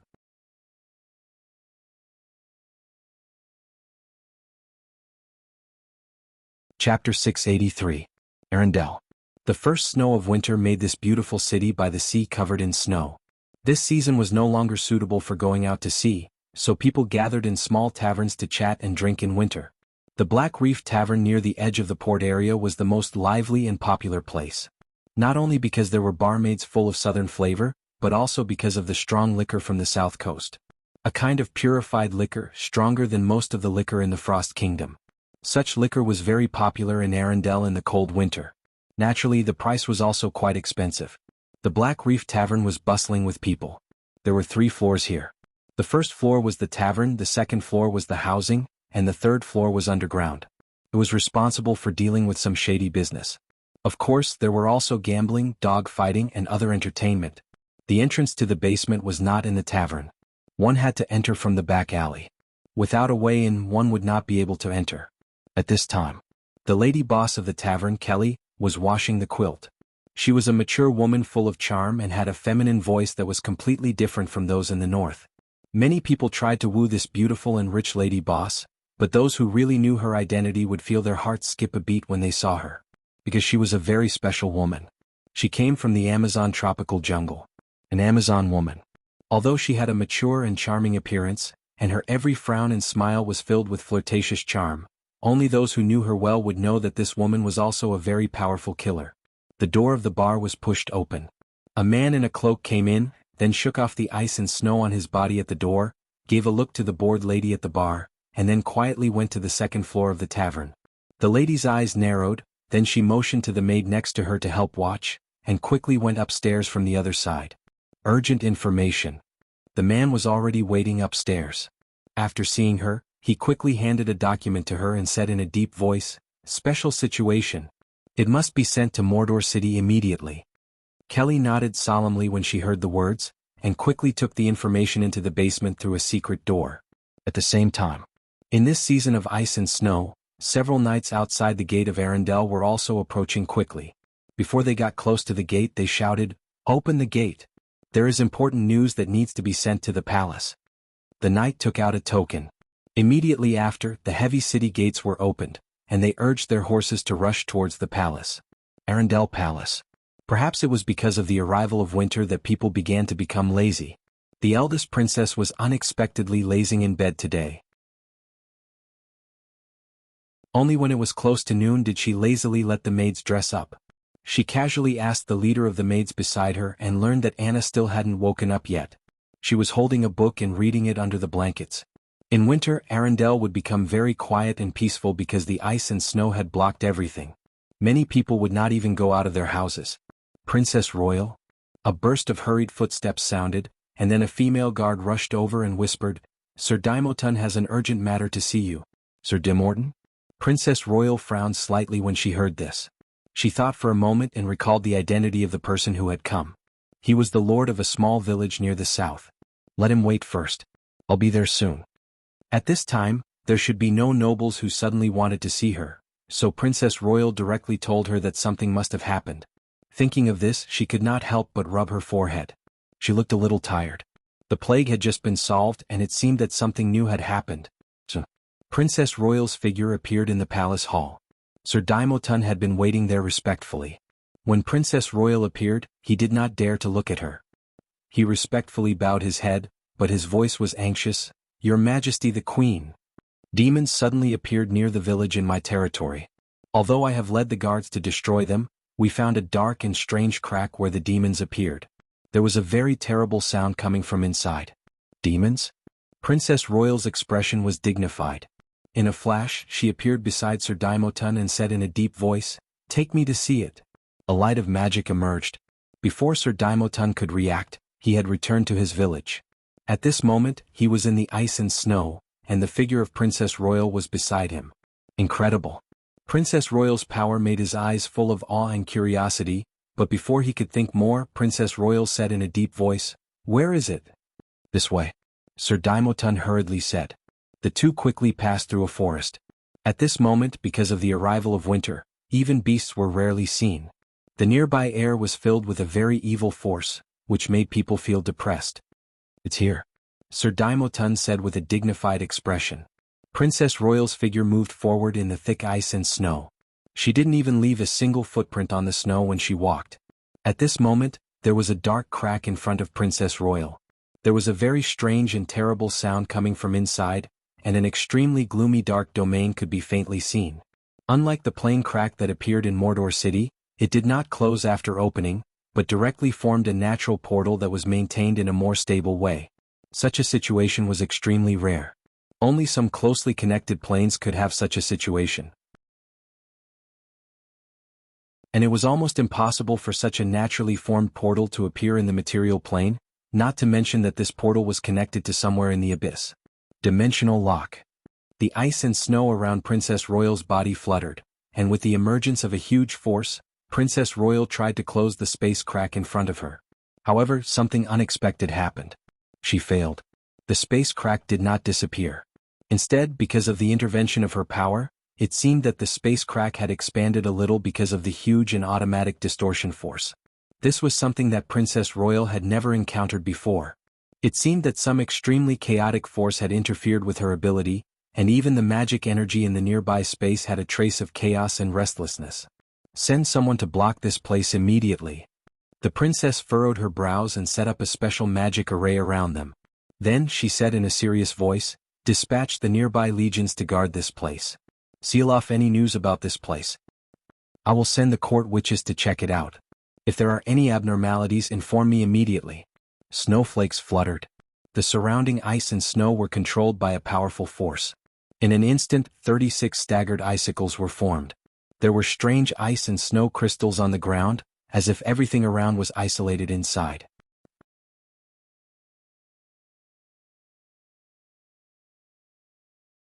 Chapter 684. Glorious City. A team of knights in silver-white armor was galloping. The armor of the paladins seemed to be shining in the sun. The farmers on the roadside saw them and could not help but bow their heads in respect. The team went south for more than 20 kilometers. Soon, a clergyman appeared. He quickly came to the front of the team of knights and respectfully said to the middle-aged man in the lead, "Your Excellency, the Silver Hand." The neigh of a horse rang out. The Silver Hand reined in the horse, looked at the clergyman in front of him with a dignified expression, and said in a deep voice, "How is the situation?" The clergyman quickly replied, "The enemy has been destroyed. The bishop is checking the nearby environment. The appearance of these enemies is too strange." This was the glorious city. It could be said to be the stronghold of the good camp in the material plane. The Church of the Lord of Glory had absolute control here. For thousands of years, no demons and devils dared to set foot on this land. But recently, for some unknown reason, not only did demons appear near the glorious city, but even the figures of devils appeared frequently. And the ones that appeared were not low-level devils. In a town near the north, the priest in charge of presiding over the temple was actually tempted by the devil. If it weren't for a high-grade paladin who happened to pass by there, perhaps people would not know that there was an evil and depraved devil lurking in this town. Take me to see it. The Silver Hand looked around and then said in a deep voice, "The matter here must be reported to the Pope. Send someone to inform him at once." A young paladin next to him responded, "Yes, Your Excellency the Silver Hand." At the same time, 100 kilometers north of Autumnfall, a vigorous figure was also leaping in the jungle. She had a slender figure and a pair of pointed ears. One did not need to look much to know that she was an elf. This elf had a strange tattoo on her arm. After landing, she suddenly turned into a black panther. She carefully sneaked along the grass and soon found the source of the bloody smell. There were traces of battle around, and there were pieces of broken bodies on the ground. Demon? Or devil? The Black Panther turned back into the tall elf drool. The girl picked up the strange horn left on the ground as well as the broken limbs with dark red skin and murmured, "No. I must report to Your Excellency the Earth Walker immediately." Opposite Luoya City, Eugene's tall and sturdy body stood outside a newly built village. The departure of the gnomes made his mood a lot better because this meant that they had given up on this land.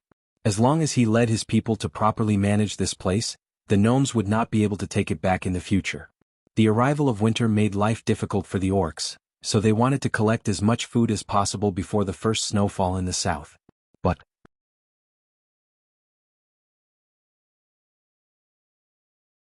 a very bad thing happened. The hunting team sent out by Eugene was almost completely wiped out. The only one who came back alive was Delirious. All he could do was shout, "Demon! Damn demon! I'll kill you all! Ah! Come on! Come and eat me!" It had already gone mad.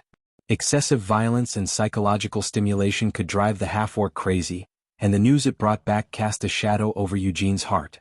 Winter arrived. Before the winter completely enveloped the world, some irresistible changes were slowly eroding everything. Many of the lower-class civilians were still unaware of this, but the high-level rulers had already noticed this. Demons appeared.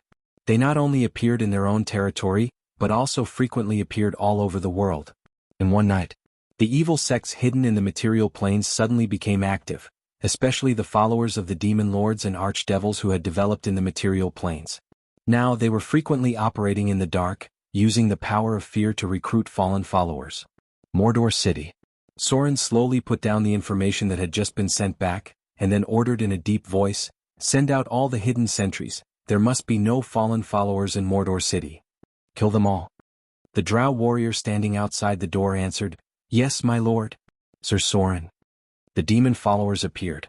They used fear to confuse ignorant civilians, telling them that the terrible demons were coming to the mortal world.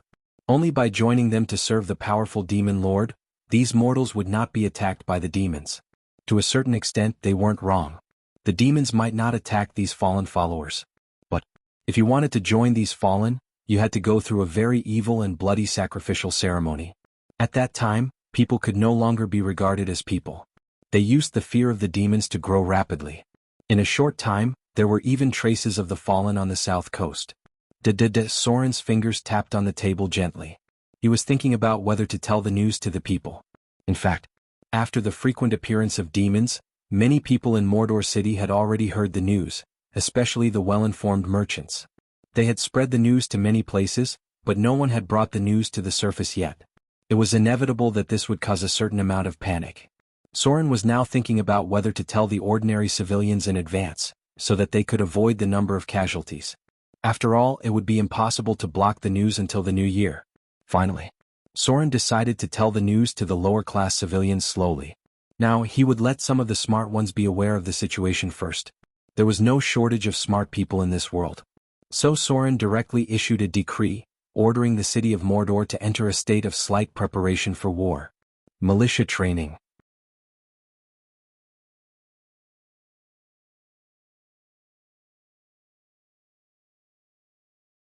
Chapter 685. The cold winter wind was getting more and more piercing. Even the city of Mordor, which was close to the subtropics, had a plummeting temperature. It was foreseeable that this winter would not be much better than last year, and no one knew how many homeless people could survive this winter. The temple in the central square was holding daily prayers. Perhaps because of the arrival of an unusual aura, the church's requirements for the believers were also much stricter. The large prayer that was originally once a week had changed to once every 3 days. At the same time, the half-elf craftsmen from Autumnfall began to make a large number of statues. The temple of the half-elf church was being expanded. Not only the great temple of Mordor but even the 12 towns that had just been built were also building temples. Priests had already been sent to these places to preside, which was more of a source of faith for Soren. The Temple of Wealth was now somewhat withered. As trade on the mainland became more and more difficult because of the war, the faith of the Lady of Wealth was also seriously disturbed. Although the trade routes in the outer islands were still very active, they were probably down by about 30% compared to the past. Soren faintly felt that the divine power of the Lady of Wealth was decreasing. If there were not enough believers and sources of faith, then the power of the gods would become weaker and weaker. Therefore, the choice of what kind of divine title was very important. The Lady of Wealth needed to maintain the power consumption of the priest's prayers. If she did not give the priest divine power, then her church would be seriously hit. Giving the priest divine power required divine power. Divine power was converted through faith. The heavy damage to trade led to a decrease in faith, and the divine power naturally decreased. The decrease in divine power meant that it would become difficult to maintain the priest's divine power. In order not to form a vicious cycle, the Lady of Wealth could only give her divine power to the priests. This process would gradually lead to the decline of her divine level, and finally she might fall to the level of lesser divine power. The chaos of war affected many gods. Not only was the power of the Lady of Wealth declining, but other gods were also constantly decreasing their power. They were even forced to reduce the divine power given to the priests to ensure that their own divine power was enough. But if this was the case, they might be able to support it for a short time. Over time, the priests who served them might switch to other gods, or even directly give up their faith in this god. Without divine spells, a priest would not even be able to defeat an ordinary warrior. Soren's divine power was getting higher and higher.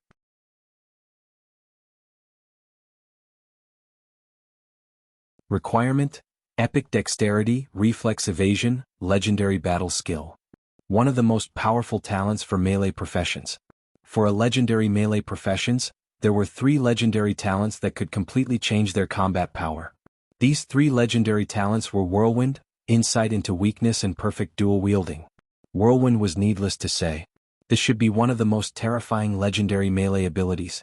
Only a few people in the entire material plane could master it. In addition to this ability, Insight into Weakness could provide a terrifying bonus for critical strike and critical strike. Perfect Dual Wielding could directly double the speed of a person's attack. In terms of combat power outburst, there were almost no melee legendary talents that could match the 3 legendary abilities. Now Soren had mastered 2 of them. Perfect dual wielding and insight into weakness. Motor City Temple. Soren's figure appeared in the center of the temple. Accompanied by a divine radiance, his figure directly floated in mid-air. Then, the power of faith that shrouded the temple began to rush into his body frantically. The dazzling light shrouded the temple, and many believers who saw it could not help but kneel on the ground. His divine power was constantly increasing. When it reached the critical point of 300 points, suddenly all the divine power began to be consumed. At the same time, Soren's body had some kind of special change. A row of data appeared in front of him, advanced to a lesser divine power. The saint form has been upgraded. Magic immunity ring 1 to 4. Ability breakthrough. Automatically mastered, epic divine power. Epic divine power, legendary ability. Consume part of your divine power to add additional divine power damage to any of your physical attacks. The additional damage is equal to 2 times your own charm bonus. Note, the current charm bonus is 5 points, and each attack adds an additional 10 points of divine power damage. The quantitative change finally led to a qualitative change. With the improvement of his divine power level, Soren could not only master more powerful divinity abilities, but also increase his spell immunity level to level 4. Epic divine power was a legendary ability for priests. It seemed that Soren had also directly mastered it because of the promotion of his divine power level. At this time, his attributes were really a bit like a divine power. Name, Soren, Saint Form, Lesser Divine Power. Race, Half-Elf, Son of Slaughter. Attributes, Strength 22, plus 9, Giant Strength plus 6, Dexterity 34, plus 4, Vitality 26, plus 4, Intelligence 26, plus 5, Wisdom 19, plus 4, Charm 20, plus 4. Alignment, Lawful Evil Profession. Level 8 Rogue 0826500, Level 10 Shadow Dancer, Max. Level 10 Wizard 0897500, Level 5 Arcanist 01095000, Grade 6. Health Points 475475, Strong. EXP 165075, Slaughter EXP 7545, Profession EXP, Unassigned. Skill Points, none. Attribute Points, none. Legend Level, 150. Divinity Points, 71. Lesser Divinity. Requires 100 points to upgrade, Intermediate Divinity. Divinity Points, 30. Lesser Divinity. Requires 100 points to upgrade, Intermediate Divinity. Divine Power Points, 13600. Requires 600 Divine Power Points to upgrade to Intermediate Divine Power. Master, Space Change, of the Divine Law. The limit of the divinity in the past was 600 points. Clergy, Half-Elf Rogue Tracker. Domain, Slaughter, Evil, Domination, Piracy, Shadow. Aura, Evil Aura. Status, Normal. Basic Skills, Sneak 395, Literacy 325, Steal 215, Picklock 215, Snare 180, Focus 185, Negotiate 355, Appraise 125, Deceive 215, Intimidate 375, Taunt 215, Perform 155, Listen 315, Dodge 215, Parry 185, Block 125, Heal 155, Search 315, Detect 325, Scroll Copy 95, Spell Identify 155, Survival 325, Use Magic Equipment 125, Cooking 115, Alchemy 155, Forge Magic Weapon 185. Saint Form, Transcendence, Spell Immunity 1 to 4, Epic Divine Power. Divinity Abilities, Reality Change, Form Change, Divine Power Shock Wave, Language Proficiency, Character Proficiency, Interplane Communication, Astral Teleportation, Plane Teleportation. Legendary Skills, Expose Weakness, Perfect Dual Wielding, Omnipotent Hands, Legendary Evasion, Legendary Battle Skills, Epic Dexterity, Epic Intelligence, Epic Constitution. Special Abilities, Life Extension, Eternal Youth, God Slayer, Blessing of the Misfortune Goddess, Blessing of the Ocean Goddess, Dragon Blood Baptism LV2, Killing Heart, Slayer, Death Walker, Ascetic, Erudite, Blasphemy.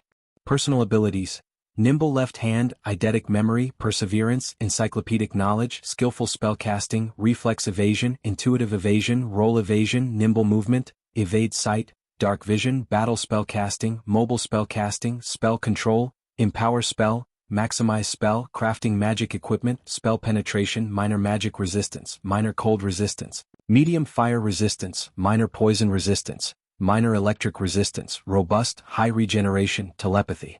100 feet profession abilities, arcane memory, arcane counterspell, arcane runes, shadow dominator, flexible mind, military weapon, proficiency, curved sword, legendary.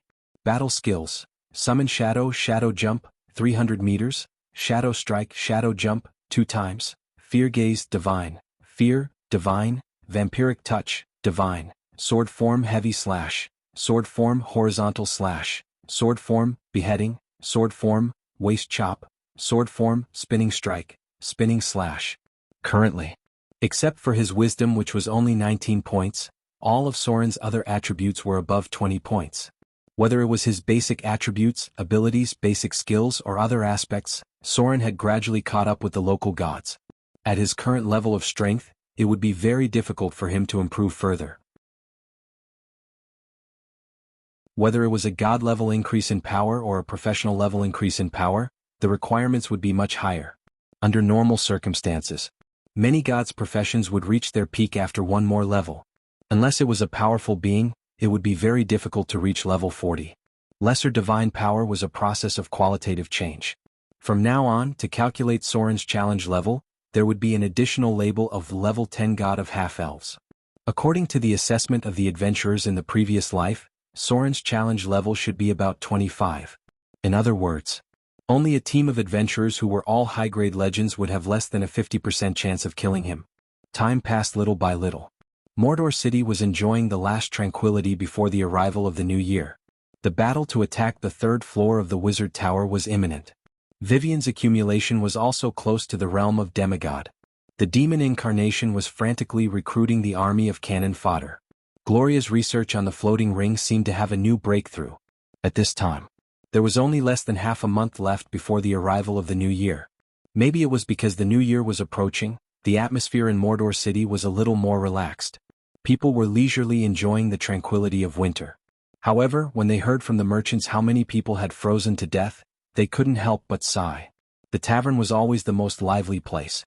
During this time, a new kind of liquor had become popular on the south coast. Although the price was a little expensive, it was undoubtedly a great enjoyment to drink in the cold winter weather. There was a lot of noise in the tavern. In the corner near the left side, there were a few guys with bad intentions teasing a drunkard. It seemed that they wanted to see the drunkard make a fool of himself for fun. Such people were common, whether it was drunken drunkards or other guests looking for fun. The owner of the tavern looked at the group of people in front of him.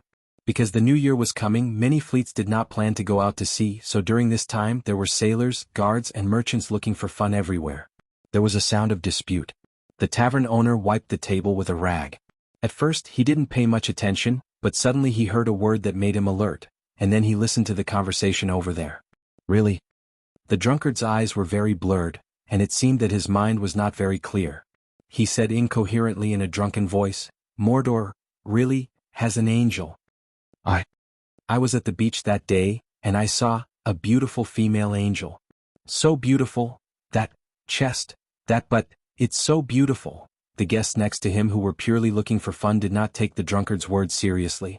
One of them smiled and said, "Don't tell me you think a beautiful woman is an angel when you see her?"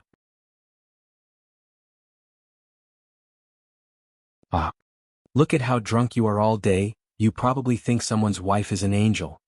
The drunkard's face turned red when he heard that, and he panted heavily, "Impossible, it's really an angel. I saw it very clearly. She seemed to be very scared when she saw me. A pair of snow-white wings suddenly appeared on her back, and then she flew away just like that." The people sitting around laughed and did not mean to take it seriously at all.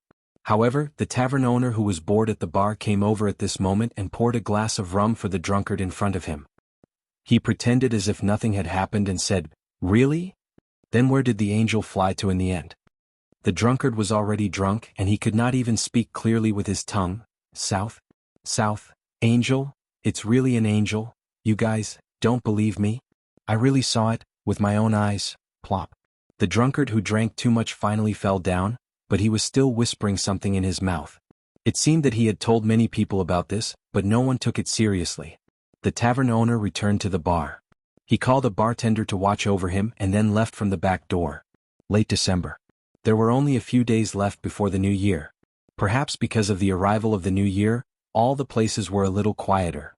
But today, a very strange thing suddenly happened in Mordor City. It was about 5 o'clock in the afternoon. Yesterday Mordor City just had its first snow of the year, so the roofs looked white. The light in the afternoon was already a little dim. Just a moment before the sun set, a strange shadow suddenly appeared in the south of Mordor City, a place where almost no one usually went near the ruins of man-eating plants. A tall tower towering into the clouds. It looked like a mirage. It only existed for less than a few minutes and then gradually disappeared. You're tuning in to the Han Lee's Wuxia Chronicles YouTube channel. We're so grateful for your support, and don't forget to subscribe to join us on this incredible journey through captivating stories. Your generosity through donations truly makes a world of difference, as it's the primary source of revenue that allows me to expand and enhance this channel for you. Thank you from the bottom of my heart for being a part of this adventure.